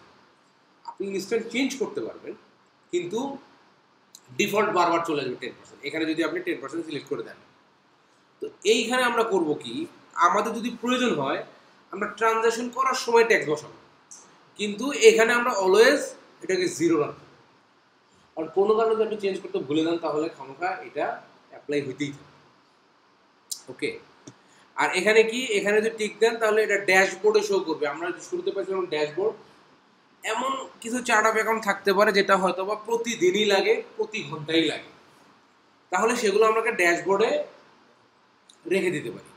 Show on expense claim, expense ক্লেমে যদি দরকার হয় তাহলে পাবো এনাবল পেমেন্টস অন দিস, যদি এটাতে এনাবল পেমেন্ট এনাবল করতে হয় কোনো কারণে, তাহলে এটা এখানে টিক দিলে এনাবল হবে, দিয়ে আমরা সেভ করি। তাহলে ওটা দিয়েছিলাম কত, 311, 310 তো আছে।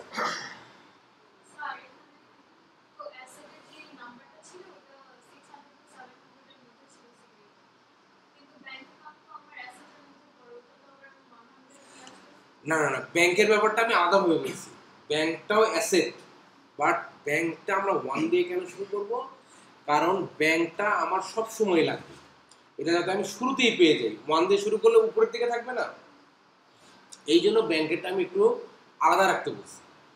অ্যাসেট আপনি যদি মনে করেন যে না আমি এটা 600 দিয়েই করবো, কোথাও কোনো অসুবিধা নেই।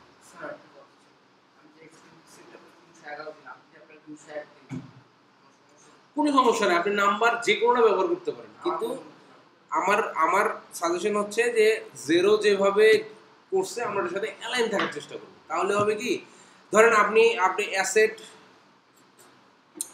অ্যাসেট হচ্ছে 600 দিয়ে, তাই তো, আপনি একটা অ্যাসেট দিলেন 300 দিয়ে, 300 মানে এক্সপেন্সে চলে যাবে, তখন আপনাকে কিন্তু এইটার এই এক্সপেন্স হিসেবে খুঁজতে হবে আলাদা,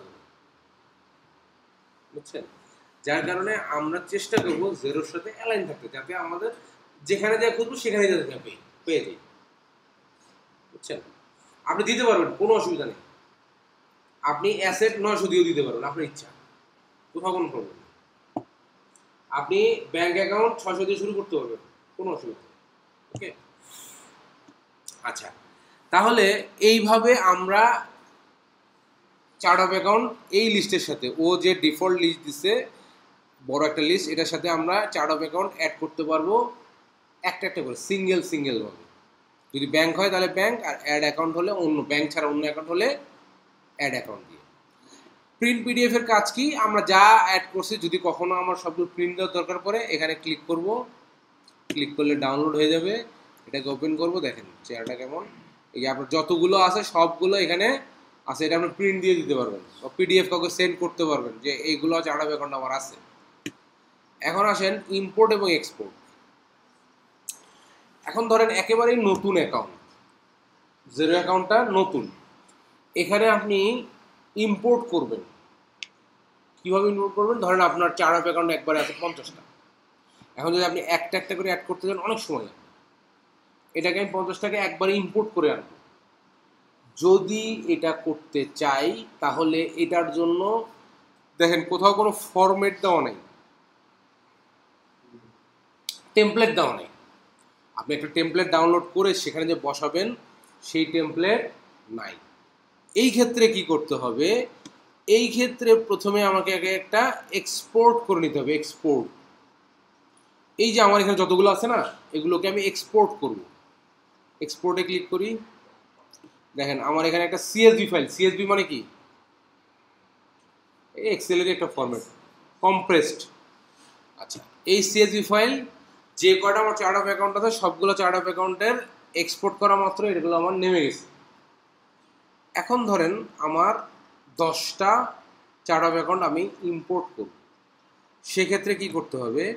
সাপোজ ধরেন আমি একটা রেভিনিউ বা ধরেন একটা এক্সপেন্স করি 300 ছিল না, এই যে এক্সপেন্স, হ্যাঁ, একটা এক্সপেন্স অ্যাকাউন্ট অ্যাড করব। প্রথমে আমাকে এক্সপোর্ট করে নিতে হবে, এটাই হচ্ছে ফরম্যাট। এক্সপোর্ট করার পর যেটা আসবে এটাই ফরম্যাট, এটাই টেমপ্লেট। এখন আমি এই জায়গায় একটা রো ইনসার্ট করব, করে এটা দিলাম ধরেন আমি 312, দেওয়া যাবে না? 312 তো নাই, ওকে। এটার নাম দিব কি? ধরেন আমি নাম দিলাম ইউটিলিটিস। আচ্ছা, এটা কি টাইপের অ্যাকাউন্ট? ইউটিলিটিস কি টাইপের অ্যাকাউন্ট? এক্সপেন্স। এক্সপেন্স, এটা হচ্ছে ট্যাক্স কোড। ট্যাক্স কোড আমি 0ই বসাবো, ধরেন এক্সামটেড 0ই দিয়ে দিই, হ্যাঁ। এটা কপি করে এখানে দিলাম এক্সামটেড 0। ডেসক্রিপশন আলাদা করে কিছু নাই, আমি এই নামটাই কপি করে ডেসক্রিপশনে বসাইলাম। আচ্ছা, ওই যে 3টা টিক দেখছিলাম না, ড্যাশবোর্ডে শো করবে কিনা, এক্সপেন্স ক্লেমে শো করবে কিনা, এই 3টা হচ্ছে এই 3টা। আমি আপাতত নো দিয়ে দিই, শো করানোর দরকার নেই। আচ্ছা, এখন দেখেন, যদি আপনাকে ইম্পোর্ট করতে হয় তাহলে প্রথমে এক্সপোর্ট করে নিতে হবে। এক্সপোর্ট করলে আমরা এই ফরম্যাটটা পাবো। তারপরে যতগুলো ইম্পোর্ট করবেন সেগুলো সেইটার ফাঁকে ফাঁকে ইনসার্ট করে বসাই দিতে হবে। এখন আপনি বলতে পারেন আমি এক্সপোর্ট করে নিয়ে যে কয়টা ইম্পোর্ট করব সেই কয়টা আমি আপলোড করে দিলেই তো হচ্ছে। আমার কথা কি বুঝতে পারছেন? বুঝেন নাই? আচ্ছা, ধরেন আমি নতুন একটা জিনিস একটু বের করে নিই, তাহলে আপনাদেরকে বুঝতে একটু সুবিধা হবে।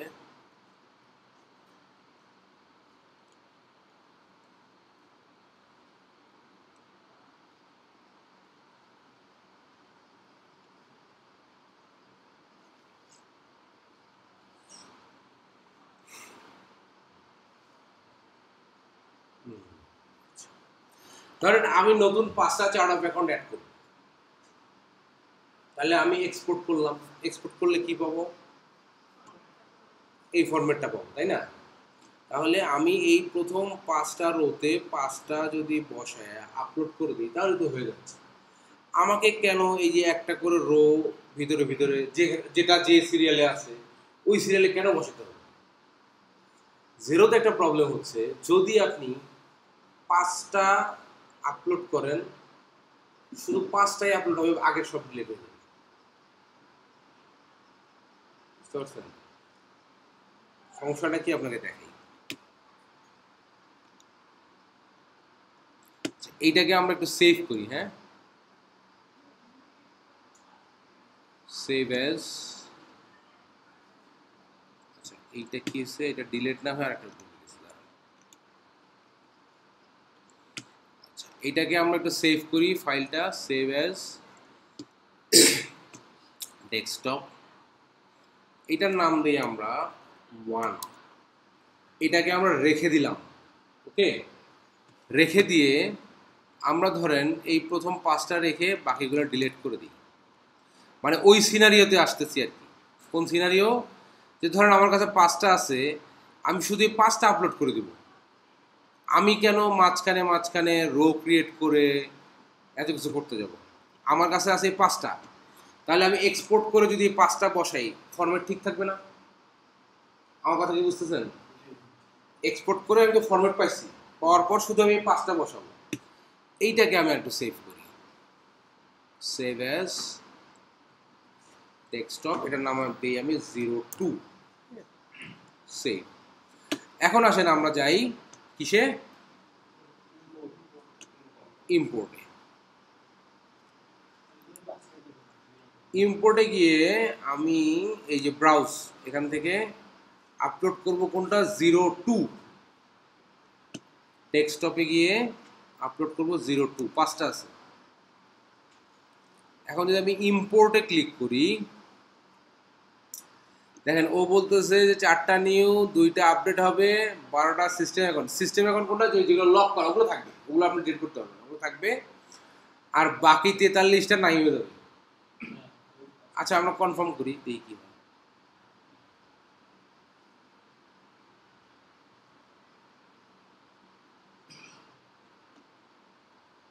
এটা কারেন্ট অ্যাসেট ওকে সেম।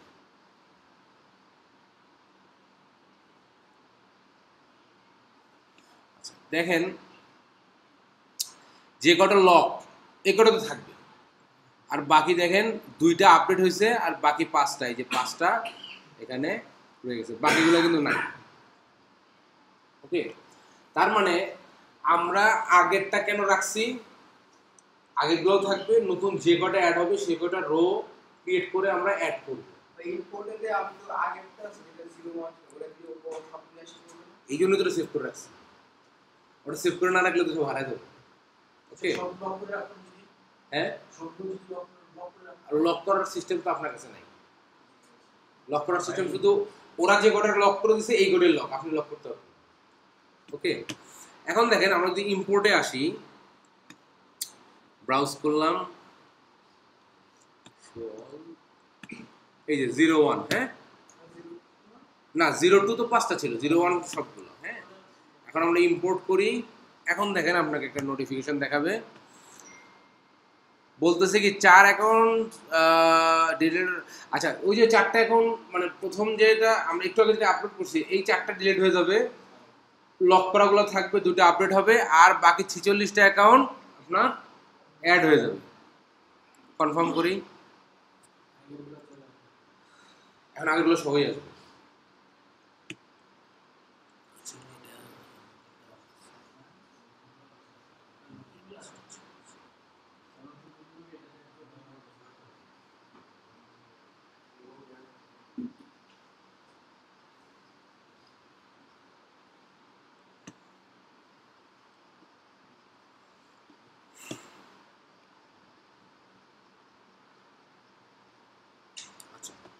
তাহলে এখন কি হলো দেখেন, এখন দেখেন সবগুলোই আছে, কিন্তু এই বিষয়টা বুঝেন নাই কি আমাকে একটু বলেন। সবাই বুঝছেন? চার্ট অফ অ্যাকাউন্ট যদি আমি ইম্পোর্ট করি তাহলে যে কটা ইম্পোর্ট করবো শুধু সেই কটা ইম্পোর্ট করলে সেই কটাই থাকবে, বাকি সব ডিলেট। আর যদি আমি আগেগুলো সহ রাখতে চাই তাহলে আমি এক্সপোর্ট করে নিব, ফরম্যাটটা পেয়ে যাব। নতুন যে কটা ইম্পোর্ট করব এই কয়টা রো একটা করে অ্যাড করে ওই রোতে বসে সবগুলো ইম্পোর্ট করলে আগেরগুলোও থাকলো, পরে যেগুলো অ্যাড করছেন সেগুলো থাকলো। বুঝছেন তো? তাহলে এতক্ষণে আমরা যা শিখলাম সেটা হচ্ছে ভ্যাট অ্যাড করা, চার্ট অফ অ্যাকাউন্ট অ্যাড করা। ওকে, এখন আসেন আর কি কি অ্যাড করা যাবে। এখন যাবো আমরা বিজনেসে, বিজনেস থেকে যাব হচ্ছে প্রোডাক্ট অ্যান্ড সার্ভিস। এই প্রোডাক্টটা যদি আমি অ্যাড না করি আমি বিক্রি দেখাতে পারবো? প্রোডাক্ট অ্যান্ড সার্ভিস, তাহলে আমরা অ্যাকাউন্টিং অ্যাডভান্স থেকে পেলাম হচ্ছে tax rate, chart of account. আর বিজনেস থেকে, এই বিজনেস থেকে নিচে আসলে পাবো আমরা প্রোডাক্ট অ্যান্ড সার্ভিস। এখন এখানে এসে দেখেন প্রোডাক্ট অ্যান্ড সার্ভিসে ইম্পোর্ট, এক্সপোর্ট, নিউ আইটেম। যদি আপনি নিউ আইটেমে ক্লিক করেন, নিউ আইটেম মানে ম্যানুয়ালি একটা করে অ্যাড করা। ওকে, এখানে দেখেন কোড বলতেছে রিকোয়ার্ড, প্রোডাক্টের কোড লাগবে। ওকে, প্রোডাক্টের নাম লাগবে। তাহলে আমাদের এটা কি computer tech PC and accessories, আমরা একটা প্রোডাক্ট অ্যাড করি। ধরেন প্রোডাক্টের কোড আমরা দেবো 4 ডিজিটের, 1000, নাম দিলাম কিবোর্ড।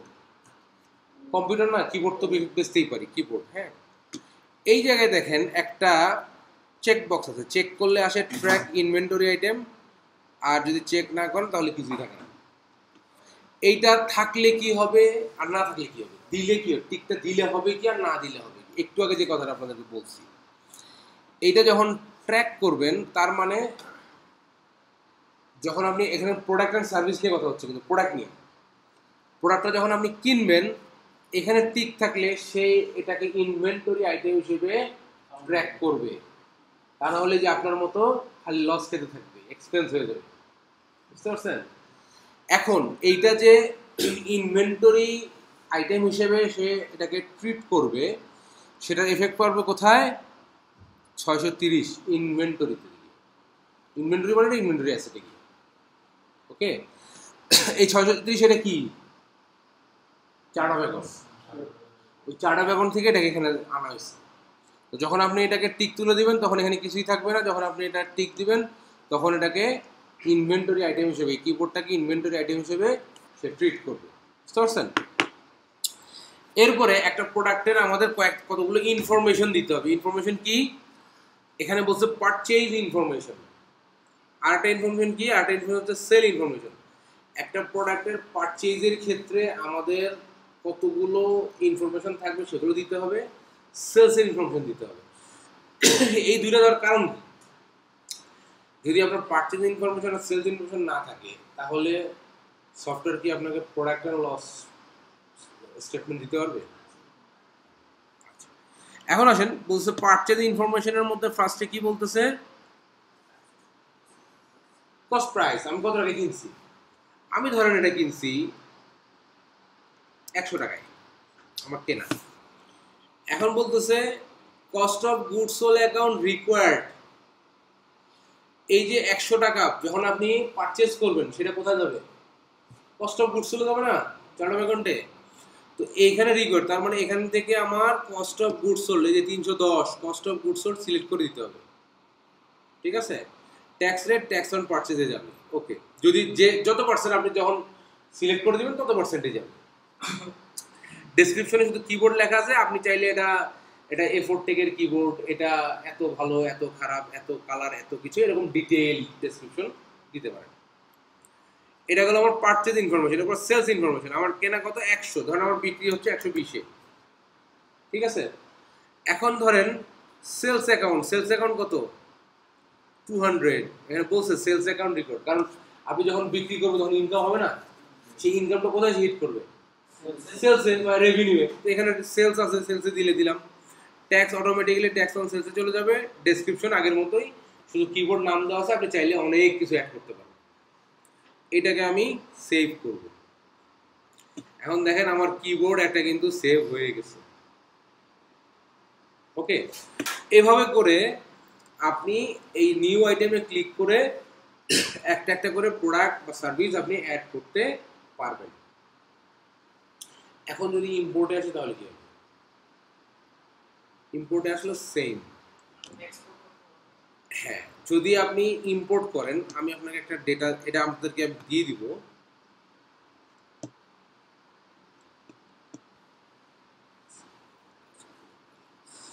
Product and service.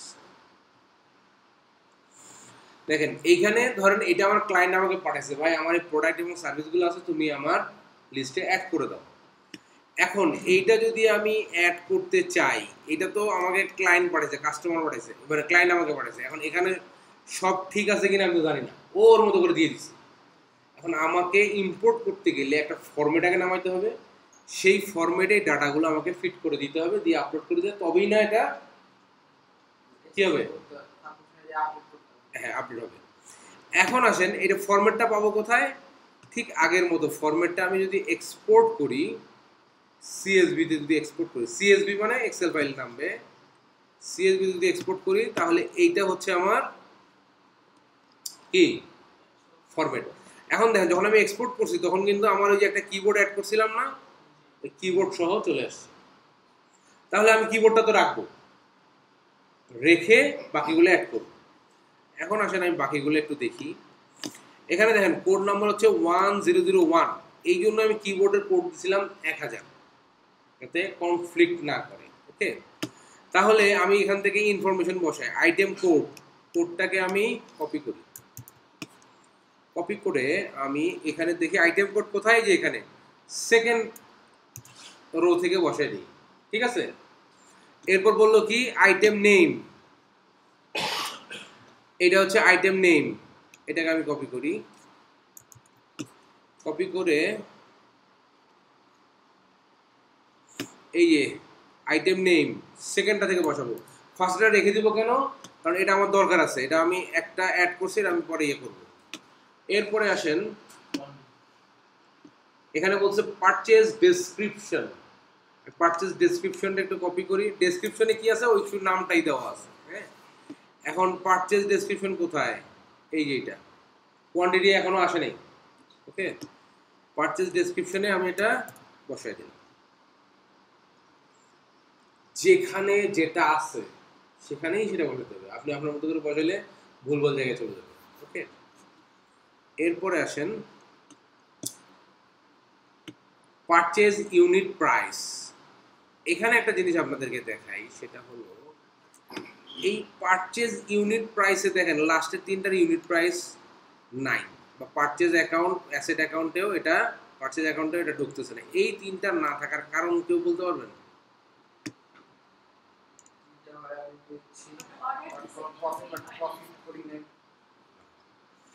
এটা নাম দেখেন, নাম দেখেন, এই যে তিনটার যে নাম, এই তিনটা হলো সার্ভিস, এই তিনটা ফিজিক্যাল কোনো প্রোডাক্ট না। এই যে ভাইরাস স্ক্যান করে আপনি করে দিচ্ছেন, তারপর ডেস্কটপ ল্যাপটপ এগুলো আপনি যে ইনস্টলেশন করতেছেন, আপগ্রেড করতেছেন, এগুলো হচ্ছে সার্ভিস। এটা কে করে? এটা ধরেন আমার জন্য স্টাফ করে, এটা তো আমি কোথা থেকে কিনে আনি না, এই জন্য একটা পারচেজ ইনফরমেশন থাকবে না। এটার কোথায় থাকবে? সেলসের ইনফরমেশন থাকবে, কারণ প্রতি ঘন্টায় আমি এত টাকা নিই, বা একটা ভাইরাস রিমুভ করতে হবে এত টাকা নিই, সেলস ইনফরমেশন থাকবে। এইটার এগেন্সটে আপনার খরচ কোথায় যাবে? আপনি তো কিনেন নাই, কিন্তু আপনি তো ইনকাম করতেছেন, এটার খরচ যাবে আপনার পেরোলে, আপনি যে লোকটাকে রাখছেন সার্ভিস দেওয়ার জন্য তাকে বেতন দিবেন না, এই কস্টিং যাবে ওটা।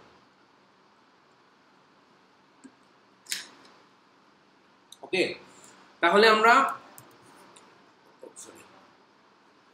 আমরা এটাকেই কপি করি। হ্যাঁ, যেহেতু নাই, এটা দেওয়ার কোনো কিছু নাই। এই যে পারচেজ ইউনিট প্রাইস, হ্যাঁ, কত টাকায় কিনছি, দেখেন এখানেও লাস্ট তিনটায় আসেনি, আর এটা তো আমার সার্ভিস, এখানে তো আমার আর দেওয়ার কিছু নাই।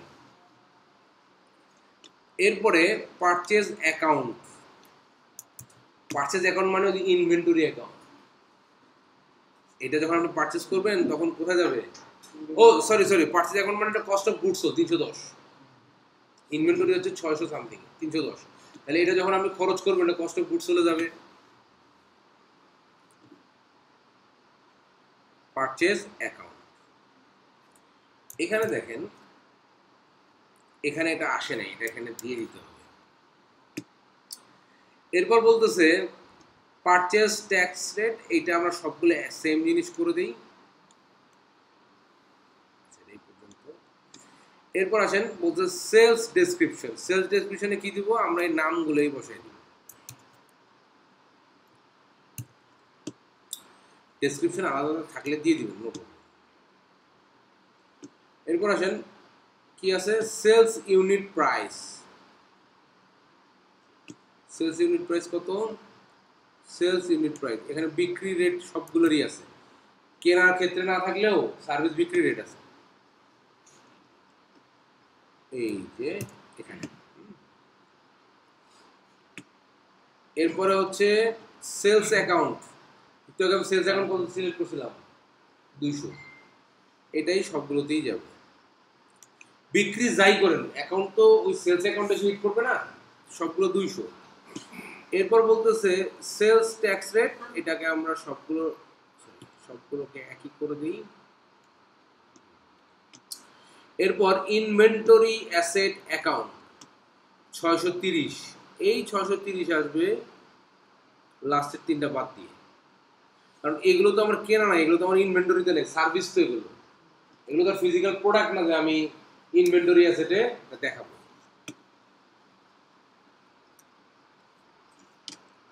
এরপর বলতেছে কি কস্ট অফ গুডস সোল্ড, এই যে দেখেন কস্ট অফ গুডস সোল্ড হচ্ছে 310, এইটা সবগুলোতে এটাতে আসবে অ্যাক্টিভ স্ট্যাটাস। তারপর হচ্ছে ইনভেন্টরি টাইপ ট্র্যাক্ট, এখানে আমরা ট্র্যাক করে দিই টাইপ স্ট্যাটাস অ্যাক্টিভ, এগুলো সবগুলো আমরা অ্যাক্টিভ করে দিই। ঠিক আছে, এখন আমরা ওখান থেকে এইভাবে করে ইনফরমেশনগুলো বসাবো। ওকে, হ্যাঁ হ্যাঁ, কোয়ান্টিটি হিসেবে আসতেছি, কোয়ান্টিটি হিসেবে আসিনি এখন। আচ্ছা, এই যে এখানে যে বললো না কোয়ান্টিটি, এখানে কোয়ান্টিটি কত? 0। এখন দেখেন এই যে এখানে কোয়ান্টিটি 0 আছে বলে 0 আসছে। হ্যাঁ, এখানে দেখেন আপনি আচ্ছা, এই যে দেখেন এখানে ইম্পোর্ট একটা আছে, আইটেম একটা আছে, ওপেনিং ব্যালেন্স। আপনি কোয়ান্টিটি যেটা দিবেন ওখানে, সেটা ওইখানে দিলে আসবে না, এটা ওপেনিং ব্যালেন্স আলাদা করে দিতে হবে। বুঝছেন? আচ্ছা, দেখাচ্ছি আমি। তাহলে আমরা ইম্পোর্ট করব কি আচ্ছা, এটাকে ঠিক করে নিই। এটা তো, এটাকে আমরা একটু সেভ করে ফেলি। হ্যাঁ, না এটা তো নাও না, এই যে এটা একটু আগে যে ফরম্যাটটা আমরা লাগাচ্ছি। হ্যাঁ, এখান থেকে ফাইল সেভ অ্যাজ, এটাতেই হচ্ছে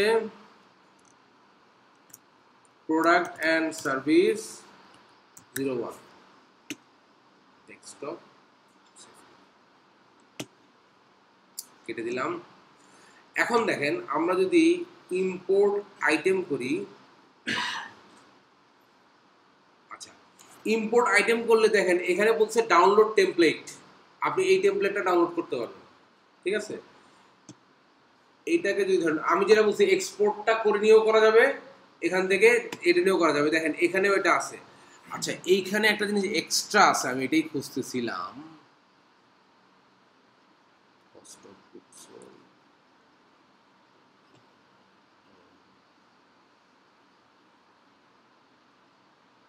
ট্যাক্স রেট, ইনভেন্টরি আছে, টোটাল একটা অ্যামাউন্ট লিখতে হয়, একটু দেখি।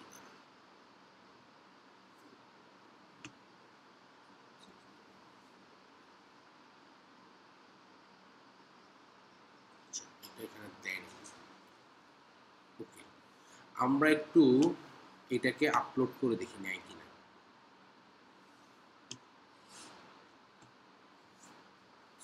প্রোডাক্ট অ্যান্ড সার্ভিস, এটাকে ইনভ্যালিড টেমপ্লেট বলতেছে, তার মানে এক্সপোর্ট করে এটা হবে না, এই টেমপ্লেটেই পাঠাতে হবে, যদিও জিনিস কাছাকাছি। তাহলে আমরা ইম্পোর্ট আইটেমে গিয়ে টেমপ্লেটটা ডাউনলোড করব। এখন যেটা ছিল আমাদের সেটাকে একটু বসাই।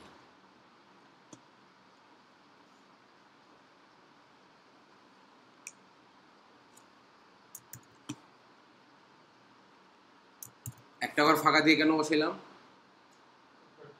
কিবোর্ড আছে, কিবোর্ডটার কারণে একটা ঘর ফাঁকা দিয়ে বসাইলাম।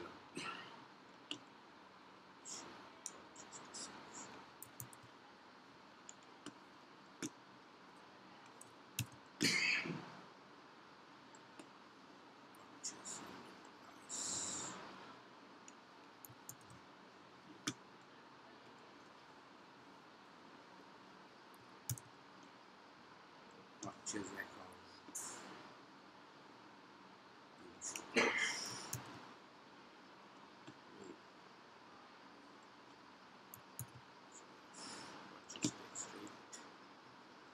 আমি জাস্ট আগেরটা থেকে কপি করে বসাই দিচ্ছি এই ফরম্যাটে।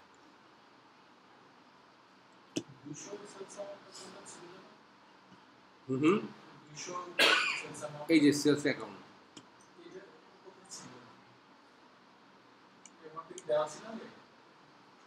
না এটা অ্যামাউন্ট না তো, এটা account, account sales account, sales description,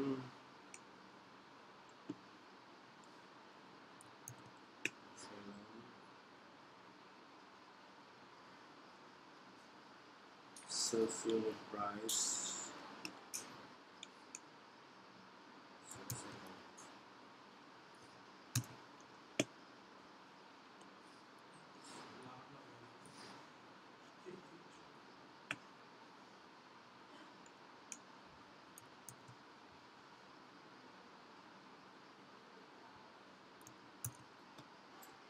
হচ্ছে কস্ট অফ গুডস।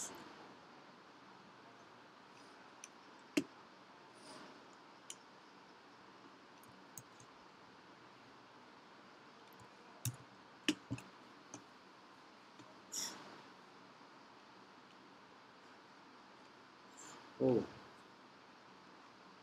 স্টেক হয়েছে।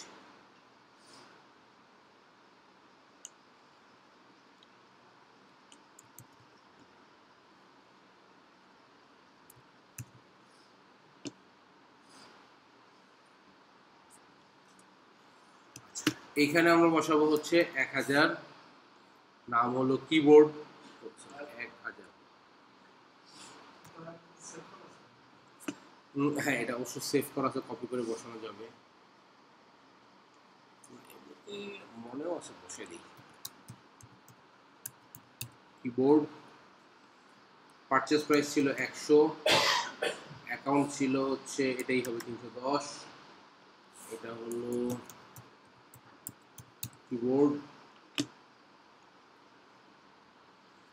সেলস প্রাইস দিয়েছিলাম 120, অ্যাকাউন্ট হলো 200, ইনভেন্টরি 630,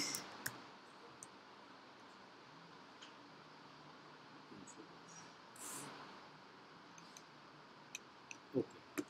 এখন এই ফরম্যাটটা আমরা একটু সেভ করি।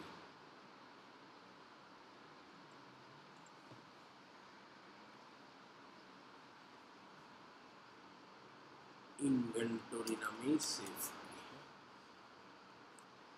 সেভ। এখন যদি আমরা এটাকে আপলোড করি,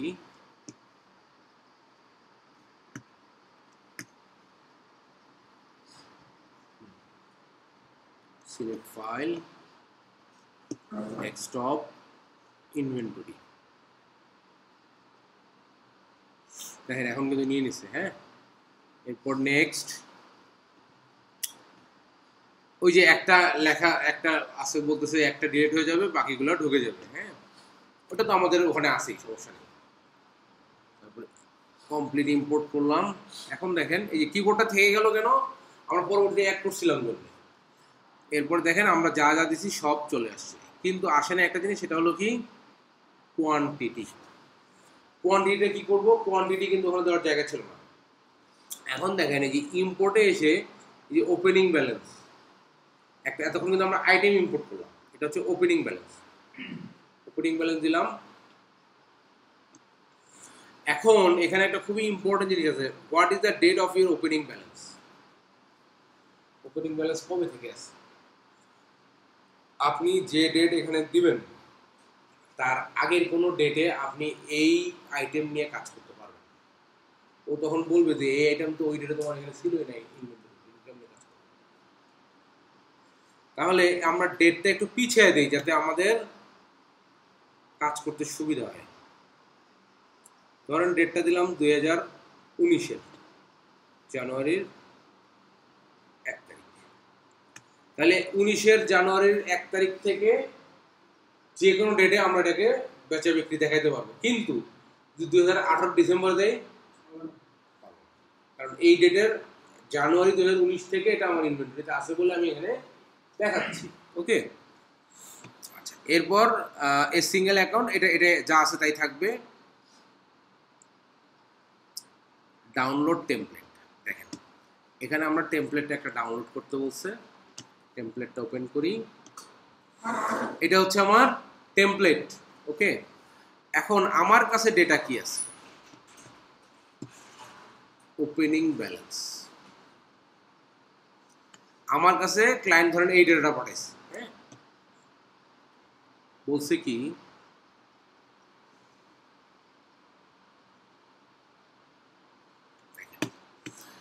আমরা একটু টেমপ্লেটটাতে আগে যাই। এটা হলো টেমপ্লেট। এই টেমপ্লেট এসে আমরা কি করব, আমরা সেকেন্ড রো থেকে সবগুলো ডিলিট করে দিব। কারণটা হচ্ছে আমার শুধু দরকার হলো হেডলাইনগুলো, বাকি যেগুলো আছে এগুলো আমার দরকার নেই, কারণ এগুলো হচ্ছে আপনার কি বলে টেমপ্লেটের ডাটা, এই ডাটা আমার দরকার নেই। আমি এখন ডাটা আমাকে ক্লায়েন্ট যেটা পাঠাচ্ছে সেখান থেকে এখানে বসাবো। প্রথমে বলছে কি আইটেম কোড, আইটেম কোড কোথায় আছে, ওপেনিং ব্যালেন্স এই যে আইটেম কোড, হ্যাঁ এইটা দিচ্ছে। এখন আমরা তো একটা ম্যানুয়ালি অ্যাড করছিলাম না, কি যেন কিবোর্ড না, তাহলে একটা ফাঁকা রেখে দিই, এটা দেবো আইটেম কোড হচ্ছে 1000, যাতে কিবোর্ডেরটাও আমরা এখানে বসাতে পারি 1000। এরপর আইটেম নেম,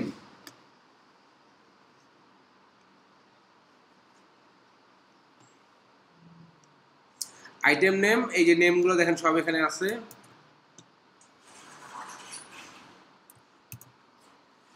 এর নাম হচ্ছে, দেখেন এই আইটেম নেমের ক্ষেত্রে কিন্তু কোনো সার্ভিসের নাম না, কারণ কি সার্ভিস তার কোয়ান্টিটি দিয়ে,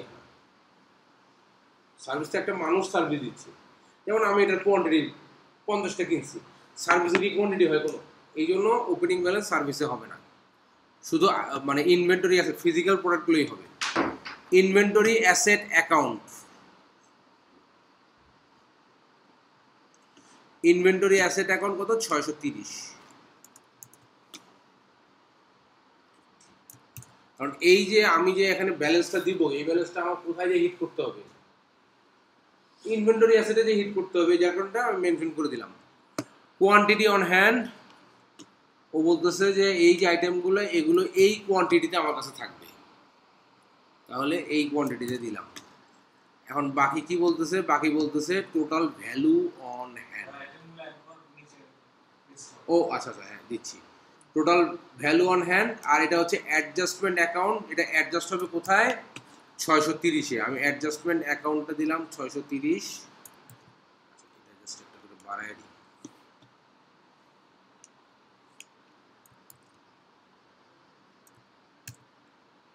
তো 630 থাকবে।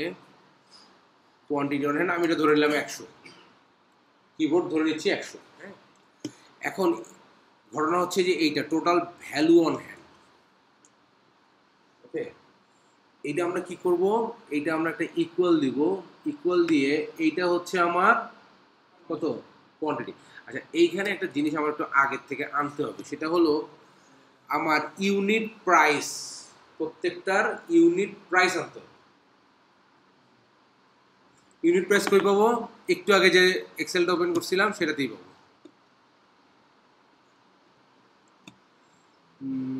প্রোডাক্ট অ্যান্ড সার্ভিস, হ্যাঁ এখানে দেখেন ইউনিট প্রাইস দেওয়া আছে।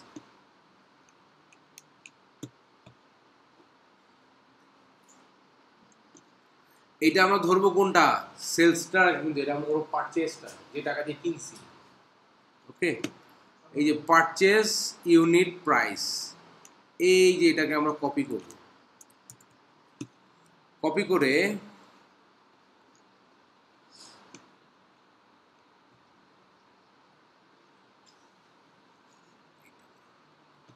এখানে ধরেন আমি রাফ করার জন্য পাশে বসাইলাম, ঠিক আছে? এটা কি? এটা আমার ইউনিট প্রাইস, আর এটা আমার হচ্ছে কোয়ান্টিটি অন হ্যান্ড। আচ্ছা, এটার ইউনিট প্রাইস ছিল আমার 100। পারচেজ প্রাইসটা নিয়ে আসতে হবে। আমার ইনভেন্টরি অ্যাসেটে কত টাকা থাকবে?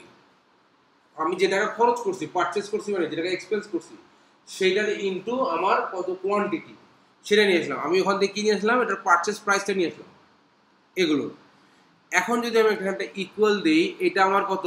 কোয়ান্টিটি ইনটু এটা আমার পারচেজ প্রাইস, এটা হচ্ছে আমার টোটাল টাকার অঙ্ক। বুঝেন নাই? কে কে বলেন? সবাই বুঝছেন? আচ্ছা, সেটা হলো এইখানে একটা বিষয় আছে, সেটা হলো টোটাল ভ্যালু অন হ্যান্ড, কত টাকা আমার হাতে আসতেছে। এই যে 630 ইনভেন্টরি অ্যাসেটে যে টাকাটা আসবে, এই টাকার অঙ্কটা কত হবে, এটা বের করবো কিভাবে? এখানে আমার কোয়ান্টিটি দেওয়া আছে, কতগুলা প্রোডাক্ট আমি কিনছি, তাই না? আর এই যে কোয়ান্টিটির এগেনস্টে যে ভ্যালু, কত টাকা দিয়ে কিনছি, এটা কোথায় ছিল? এটা ছিল আমার প্রোডাক্ট অ্যান্ড সার্ভিস, যখন আমি অ্যাড করছি তখন ওখানে ভ্যালু ছিল, তাই না? পারচেজ প্রাইস কত, সেইটা আমি জাস্ট কপি করে এখানে নিয়ে আসলাম। নিয়ে এসে এই যে ভ্যালু অ্যামাউন্ট, এটার সাথে আমি ইনটু দিলাম কোনটা? আমার কোয়ান্টিটি কয়টা আছে। তাহলে আমার পারচেজ করার সময় আমি খরচ কত করছি সেটা বেরোচ্ছে। তাহলে হ্যাঁ, ওই অ্যামাউন্টটাই তো আমার ইনভেন্টরি অ্যাসেটে আসবে, তাই না? এখন কি করলাম? আমি এটা রাফ করে নিলাম এখানে, এখন কি করব, আমি এটাকে কপি করব, কপি করে এই যে এখানে বসাবো। বাট এখানে আমাকে একটু বসাতে হবে পেস্ট স্পেশাল দিয়ে ভ্যালু বসাতে হবে, ভ্যালু। কারণ কি, কারণ হচ্ছে এইখানে দেখেন এখানে একটা ফর্মুলা শো করতেছে না, হ্যাঁ। এখন যদি আমি এই ফর্মুলাটা সহ এখানে বসাই, এটা কিন্তু রিড করতে পারবে না ফর্মুলা, ওকে দিতে হবে সলিড ভ্যালু। যার কারণে আমি এখানে পেস্ট স্পেশালি গিয়ে ভ্যালু পেস্ট করব। আমার আর এই দুইটা দরকার নাই, এই দুটো আমি এখান থেকে ডিলিট করে দিই। এখানে একটা জিনিস দেখেন, এখানে টোটাল অ্যামাউন্ট কত হয় দেখেন তো, 3,07,219। আমরা যখন এটাকে ইনভেন্টরি অ্যাসেটে দিব, দেওয়ার পর আমরা ইনভেন্টরি অ্যাসেটেও এই অ্যামাউন্ট দিব। ওকে, তাহলে আমি এটাকে সেভ করি।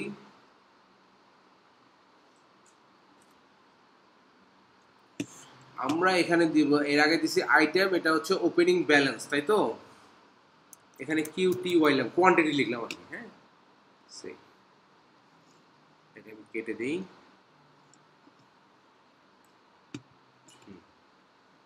এখন আসেন আমি এটাকে ব্রাউজ করব, সেভ করছি আমি ডেস্কটপে। QTY, ওপেন, কন্টিনিউ, আসছে সেম অ্যামাউন্ট, এরপর কমপ্লিট ইম্পোর্ট।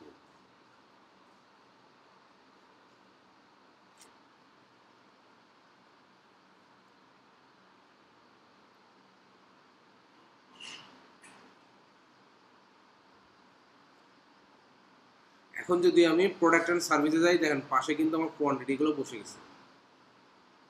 এই তিনটা নাই, কারণ কি এই তিনটা আমার সার্ভিস, এই তিনটাতে কোয়ান্টিটি বসবে না। ধরেন এই পর্যন্ত প্রসেস মনে রাখার দরকার নেই, প্রসেস লেন্দি, এটা প্র্যাকটিস করতে করতে মনে থাকবে। বুঝেন নাই, আমার প্রসেস মনে নাই, এটা অসুবিধা নেই, টোটাল ওভারঅল জিনিসটা বুঝছেন কিনা। এটা ভিডিওটা একবার দুইবার দেখলে আরো মনে থাকবে, দেখে দেখে আমি এই ডাটাগুলো দিয়ে দিব, দেখে দেখে আপনার প্র্যাকটিস করবেন। একবার দুইবার আপলোড না করলে, ধরেন একটা সফটওয়্যার শিখতে গেলে একটা বাটনে মিনিমাম 4 থেকে 5 বার ক্লিক করতে হবে, তা না হলে ওই বাটনের কাজ আপনার মনে থাকবে না। ওকে, তাহলে আমরা কি শিখলাম, ট্যাক্স অ্যাড করা শিখলাম, আমরা চার্ট অফ অ্যাকাউন্ট অ্যাড করা শিখলাম, আমরা প্রোডাক্ট অ্যান্ড সার্ভিস অ্যাড করা শিখলাম, সাথে কোয়ান্টিটি কতগুলো থাকবে সেটা অ্যাড করা শিখলাম। এখন আমার বাকি আছে দুটো জিনিস, একটা হলো না, একটা জিনিসই বাকি আছে, ওর উপর দুইটা হয়ে যাবে। সেটা হলো কন্ট্যাক্টস। এই যে এখানে দেখেন কন্ট্যাক্টস, কন্ট্যাক্টস বলে হচ্ছে কাস্টমার এবং সাপ্লায়ার মিলায়। যেমন আপনি যদি কুইকবুকে যান, কুইকবুকে আপনাকে কাস্টমার আলাদা আপলোড করতে হবে, সাপ্লায়ার আলাদা আপলোড করতে হবে, ঠিক আছে।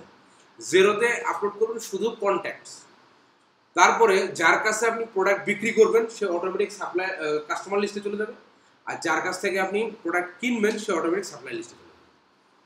কুইকপে যদি হচ্ছে কোনো সাপ্লায়ার যদি কখনো কোনো জিনিস আপনি নিজে কিনে ওদের কাছ থেকে অন্য প্রোডাক্ট কোম্পানি থেকে, তাহলে ও কি ওকে কাস্টমার হিসেবে রিকগনাইজ করবে না, তখন আপনাকে রেকর্ড করতে হবে, আলাদাভাবে তার নাম আবার কাস্টমারে আনতে হবে, কিন্তু সেম নাম আবার নিবে না, তখন একটু ডিফারেন্স ক্রিয়েট করতে হবে, বুঝছেন।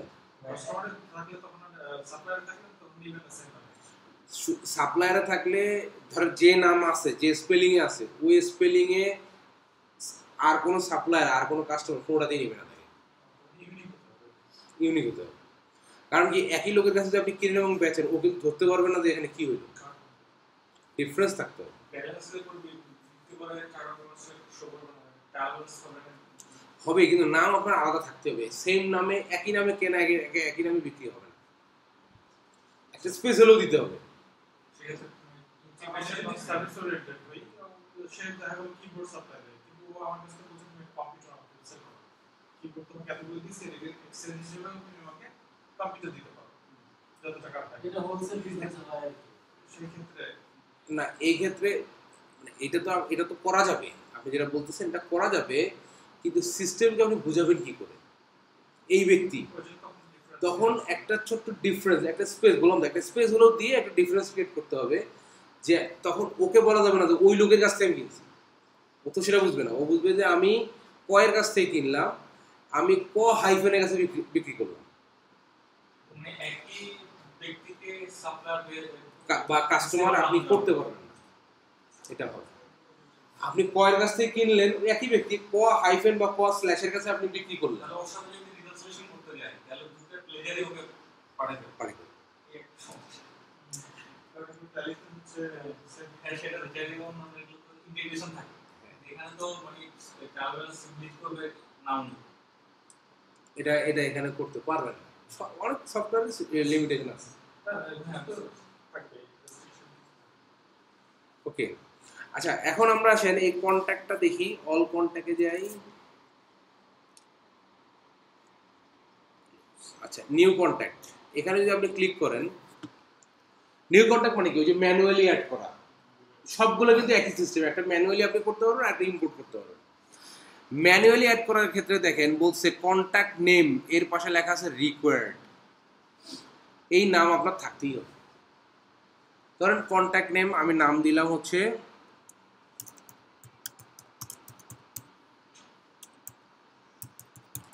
সোনালী ট্রেডার্স। হ্যাঁ, ধরেন এইটা হচ্ছে আমার কন্ট্যাক্ট, সে কাস্টমার হবে না সাপ্লায়ার হবে, সেটা পরে লেনদেন করলে সে হয়ে যাবে। এটা হলো তার নেম, এটা হলো রিকোয়ার্ড, এটা থাকতেই হবে। এরপরে দেখেন তার এখানে ডিটেল অনেক কিছু আছে। আপনার ক্লায়েন্ট আপনাকে যতগুলো ইনফরমেশন দিতে পারবে একটা কন্ট্যাক্টে আপনি এখানে বসাবেন, কিন্তু রিকোয়ার্ড যেটা ধরেন নাম, আপনি সমস্ত সব কিছু ফিল আপ করছেন, শুধু নাম দেন নাই, এটা নিবে না। আর শুধু নাম দিয়েছেন আর কিছু লিখে নেই, তাহলে রিকোয়ার্ড এখানে একটাই। ওকে, নাম থাকতে হবে, মানে আপনি নিচের যা আছে ওর নাম ঠিকানা ফোন ফ্যাক্স আত্মীয় স্বজন সবার নাম দিয়েছেন, শুধু ওর নাম লিখেন নেই, সেভ হবে না এটা। আবার শুধু এই নামটা লিখছেন, আমি দেখেন নাম লিখে সেভ অ্যান্ড ক্লোজ দিয়ে দিব, এটা আমার কন্ট্যাক্ট লিস্টে চলে যাবে। সোনালী ট্রেডার্স, আচ্ছা অল কন্ট্যাক্টসে যাই। এখান থেকে আমি কন্ট্যাক্ট ডিলিট করতে পারি না, আর্কাইভে নিয়ে গেছিলাম। এখানে একটা কন্ট্যাক্ট সেভ করছিলাম। কন্ট্যাক্টে, হ্যাঁ কন্ট্যাক্ট ডিলিট করা যাবে না, আর্কাইভ চলে আসবে।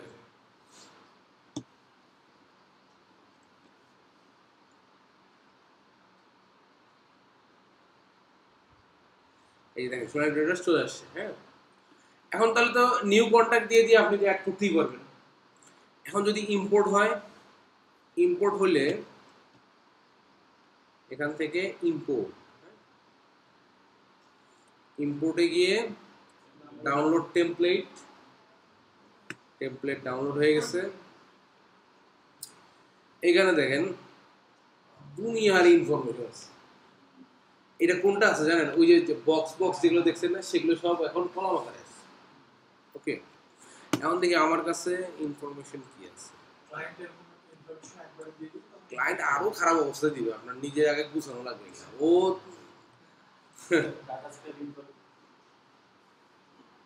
আচ্ছা কন্ট্যাক্টসে দেখেন, ধরেন আমার ক্লায়েন্ট আমাকে এই ইনফরমেশন দিচ্ছে। হ্যাঁ, এখানে দেখেন স্টার চিহ্ন আছে কিন্তু শুধু একটাতে, কন্ট্যাক্ট নেম। আপনি যদি শুধু কন্ট্যাক্ট নেম বসে আপলোড করে দেন তা আপলোড নেবে, কিন্তু এই ফার্স্ট কলামটা না বসায় দিলে আর নেবে না।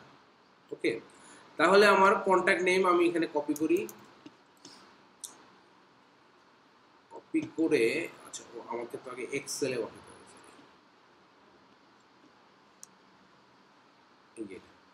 কন্ট্যাক্ট নেমে আমি এটা বসাই দিলাম। হ্যাঁ, এরপর হচ্ছে অ্যাকাউন্ট নাম্বার, এগুলো আছে কিনা, আমি এখানে কি কি আছে দেখি আগে।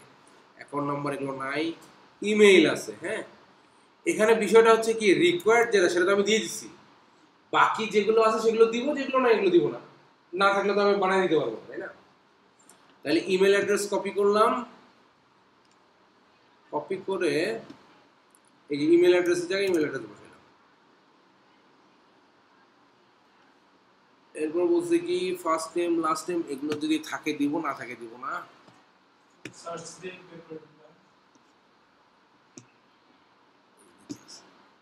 ফার্স্ট নেম লাস্ট নেম আছে, দেই। এরপর কি আছে, এরপর আছে PO address line 1, PO address line attention to, PO attention টুতে কিছু নাই, অ্যাড্রেস লাইন 1 এই যে এটাতে আছে। এরপর PO city, city city city address line 2 তে কিছু নাই, 3 তে কিছু নাই, 4 এও কিছু নেই, একবারে এখানে আছে। পিও অ্যাড্রেস লাইন 1 এর পর পিও সিটি, যেগুলো নাই ওগুলো আমরা কিন্তু ওগুলো কিন্তু আবার ডিলিট করে দেওয়া যাবে না, কলামগুলো ডিলিট করে দিলে কিন্তু আবার একটার জায়গায় আটা চলে যাবে, নাই ওটা ফাঁকাই থাকবে। টেমপ্লেটে আমরা কোনো কিছু ডিলিট করব না। হ্যাঁ, টেমপ্লেটের মাথা যা আছে সব থাকবে। এরপর হচ্ছে পিও পোস্টাল কোড, টেমপ্লেট কি সিএসভি ফাইল থাকে? সিএসবি থাকবে, ম্যাক্সিমাম সিএসবি থাকবে। দেখেন রিজিয়ন নাই, পোস্টাল কোড আছে, আমার কাছে যা আছে আমি শুধু সেই ইনফরমেশনগুলো বসাচ্ছি। এরপর হচ্ছে পিও সিটি ইউকে, ও না কান্ট্রি ছিল না এটা, কান্ট্রি ইউকে, হ্যাঁ কান্ট্রি ইউকে। এরপর হচ্ছে S A postal code, S A postal code attention, এগুলো কিছু এস এতে এগুলো কিছুই নাই। অ্যাড্রেস লাইন সিটি একবারে যে এস এ পোস্টাল কোড এটা আছে, মাঝখানের গুলো নাই আমার কাছে। এরপর বলছে ফোন নাম্বার ফ্যাক্স নাম্বার, দুটো একসাথে কপি করি, ফোন নাম্বার ফ্যাক্স নাম্বার এই যে এটা, ওকে। এরপর বললো কি মোবাইল নাম্বার, মোবাইল নাম্বারের জায়গায় মোবাইল নাম্বার বসালাম। বাকি আছে এখানে তো আরো অনেক কিছু আছে, আর আমার কাছে আছে কি লিগ্যাল নেম, লিগ্যাল নেম কি এখানে আছে?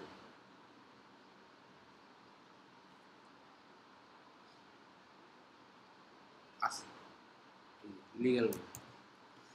এছাড়া আরো অনেক ইনফরমেশন হয়তো এখানে আছে যেগুলো একটা আমার কাছে নাই, যেটা নাই সেটা আমি দিব না, ক্লায়েন্ট আমাকে যতটুকু দিচ্ছে ততটুকুই। হ্যাঁ, এরপর আমরা সেভ করে ফেলি এটা।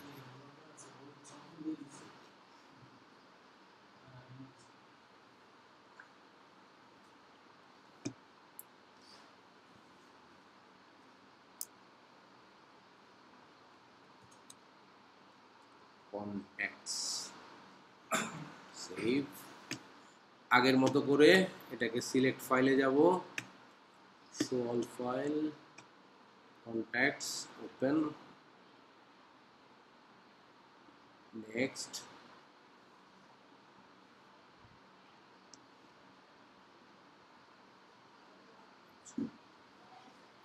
কমপ্লিট।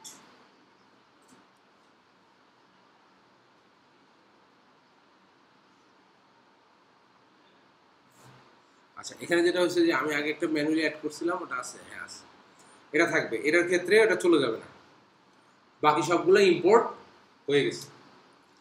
তাহলে আমি আপনাদেরকে এখন কিছু জিনিস দেই, সেটা হচ্ছে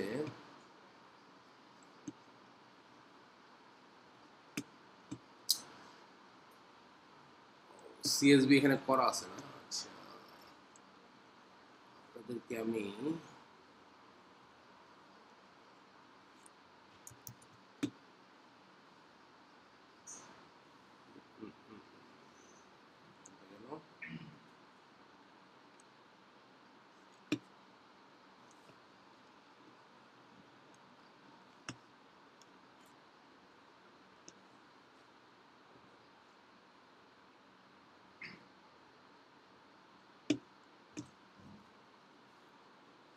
হচ্ছে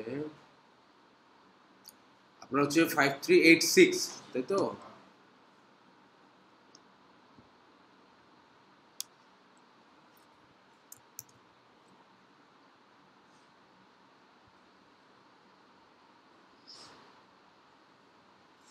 আচ্ছা, এগুলো আমি দিলাম হচ্ছে ক্লায়েন্টের পাঠানো ইনফরমেশন।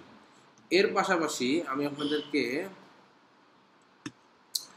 সিএসভি ফাইল না, প্রোডাক্ট অ্যান্ড সার্ভিস, ব্যালেন্স আর ইনভেন্টরি ওপেনিং ব্যালেন্স,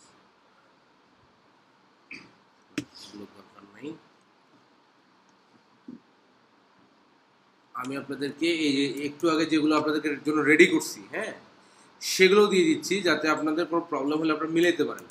কিন্তু আপনারা যদি এটা না শিখে শুধু সরাসরি এগুলো আপলোড করে দেন তাও হবে, তাহলে শিখলেন না কিন্তু আপলোড করে ফেললেন, বুঝলেন নাই? একটু আগে মানে আমি এটা দিলাম কেন, যাতে আপনাদের কোনো কনফিউশন থাকলে মিলাইতে পারেন। আর যদি ধরেন যে আপনারা বলেন যে এত মিলানোর দরকার নেই, আমার তো এখানে করাই আছে, শুধু আপলোড করে দিব, দিতে পারেন, দিলে আপলোড হবে, নো প্রবলেম। কিন্তু আপনি কনভার্ট করাটা শিখতে হবে, ওকে? হ্যাঁ, এটাই আসল। আচ্ছা, এখন হচ্ছে ক্লাসের যে ইয়েটা, ক্লাসের যে ভিডিওটা, এটা আমি আপনাদেরকে রাত্রে দিয়ে দিব, ওকে? তো আপনারা সবাই আশা করি বাসায় এটা একটু প্র্যাকটিস করে আসবেন। নেক্সট ক্লাস থেকে আমরা ট্রানজ্যাকশনে চলে যাব, সেলস শিখবো, সেলস, বিক্রিটা কিভাবে রেকর্ড করব এটা শিখবো, ওকে? পারচেজের যে ইনফরমেশনগুলো দেওয়া হয়েছে, সেলসটাও আমরা পারচেজের যেগুলো কন্ট্যাক্ট লিস্টে যেগুলো দিলাম সেগুলো পারচেজের সাথে কম্পেয়ার করে মানে মিলে তো? হ্যাঁ হ্যাঁ, সব মিলবে। আমি আপনাদেরকে এটার সাথে একদম যে প্র্যাকটিস করতে দিব, একদম যা আমি আপলোড করছি সেগুলোই থাকবে, নো প্রবলেম। আচ্ছা, ওইটাই বলছেন, দেখা গেল যে মিলছে না, তখন আমাদেরকে আবার কন্ট্যাক্টর থেকে ওটা আবার না না না না, একদম হুবহু সব মিলবে।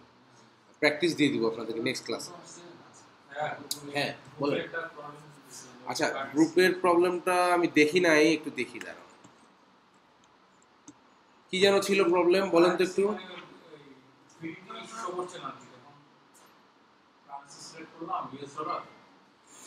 কারেন্সি বিডিটি শো করছে না বলতে ওই মাল্টি কারেন্সিতে গিয়ে নাকি কোম্পানির কারেন্সিতে গিয়ে? সেটিংসে যখন দেখেন না, হ্যাঁ, হ্যাঁ। ইউএস সেট করার পরে আপনি বললেন যে আপনার বিক্রিতে করা আছে। হ্যাঁ হ্যাঁ হ্যাঁ, তো একটু যদি দেখেন ছবিটা তাহলে বুঝতে পারবেন কি করে দিয়েছে। আমি মনে হচ্ছে এটা নাকি, আমি মনে হচ্ছে ছবিটা দেখছি। ও আচ্ছা আচ্ছা, এখানে বলি, এটা এটা প্রবলেম কি আছে, এটা হচ্ছে আপনি মাল্টি কারেন্সিতে কারেন্সি এড করতেছেন, হ্যাঁ, আপনার হোম কারেন্সি দেওয়া আছে বিডিটি, আর হোম কারেন্সি বিডিটি থাকলে মাল্টি বিডিটির সাথে আর কনভার্সনের তো আর কিছু নাই, এই জন্যই আসতেছে না। আপনি আরেকটা অ্যাকাউন্ট খুলেন, হোম কারেন্সি বিডিটি ছাড়া অন্য একটা কিছু দেন, ধরেন পাউন্ড দিলেন, ডলার দিলেন, তখন দেখবেন এখানে বিডিটি পাবেন তাহলে এটা কি করবেন না। এই আপনার হোম কারেন্সি তো কোম্পানির হোম কারেন্সি তো আপনি বিডিটি দিয়ে খুলছেন আপনি, হ্যাঁ না, আপনি দরকার পড়লে এখানে গিয়ে এই যে আরেকটা কোম্পানি খোলেন, এই যে এখানে, সরি, হ্যাঁ, অ্যাড কোম্পানিতে গিয়ে আপনি যে এখানে গিয়ে অ্যাড নিউ অর্গানাইজেশন করে আরেকটা কোম্পানি সেম আগের মতো একটা কোম্পানি খোলেন, যেটার কারেন্সি আপনি দিবেন ডলার বা পাউন্ড বা অন্য কিছু একটা দেন, তখন দেখবেন যে আপনি এই এখানে কোথায় গেল আপনার এটা, এখানে আসলে তখন অ্যাড কারেন্সিতে গেলে বিডিটি পাবেন, কারণ আপনার হোম কারেন্সি আর মাল্টি কারেন্সি সেম হচ্ছে, হোম কারেন্সি আর মাল্টি কারেন্সি তো সেম হইতে পারবে না, এই জন্য আপনার বিডিটি আসে, বুঝতে পারছেন? তো আমরা যতটুকু আজকে শিখলাম আশা করি সবাই একটু প্র্যাকটিস করে আসবো নেক্সট ক্লাসে। আর এই তো নেক্সট ক্লাস এইটুকু একটু দেখে আসেন, মানে আপনার ভিডিওটা একটু দেখে আসেন। 2 ঘন্টার ভিডিও দেখতে গেলে লাগবে 4 থেকে 5 ঘন্টা, একবার একটু মনোযোগ দিয়ে দেখে আসেন, সারা 1 সপ্তাহ সময় আছে, তাহলে নেক্সট ক্লাসে বুঝতে খুব সুবিধা হবে বা এনজয় করতে পারবেন। যখন মানে আপনি বাসায় কিছু করেন না, সময় হয়তো পান না, করেন না, তখন দেখবেন ক্লাসে এসে আগের দিনগুলো রিক্যাপ করতে পারেন না, তখন ক্লাসটা ভালো লাগে না।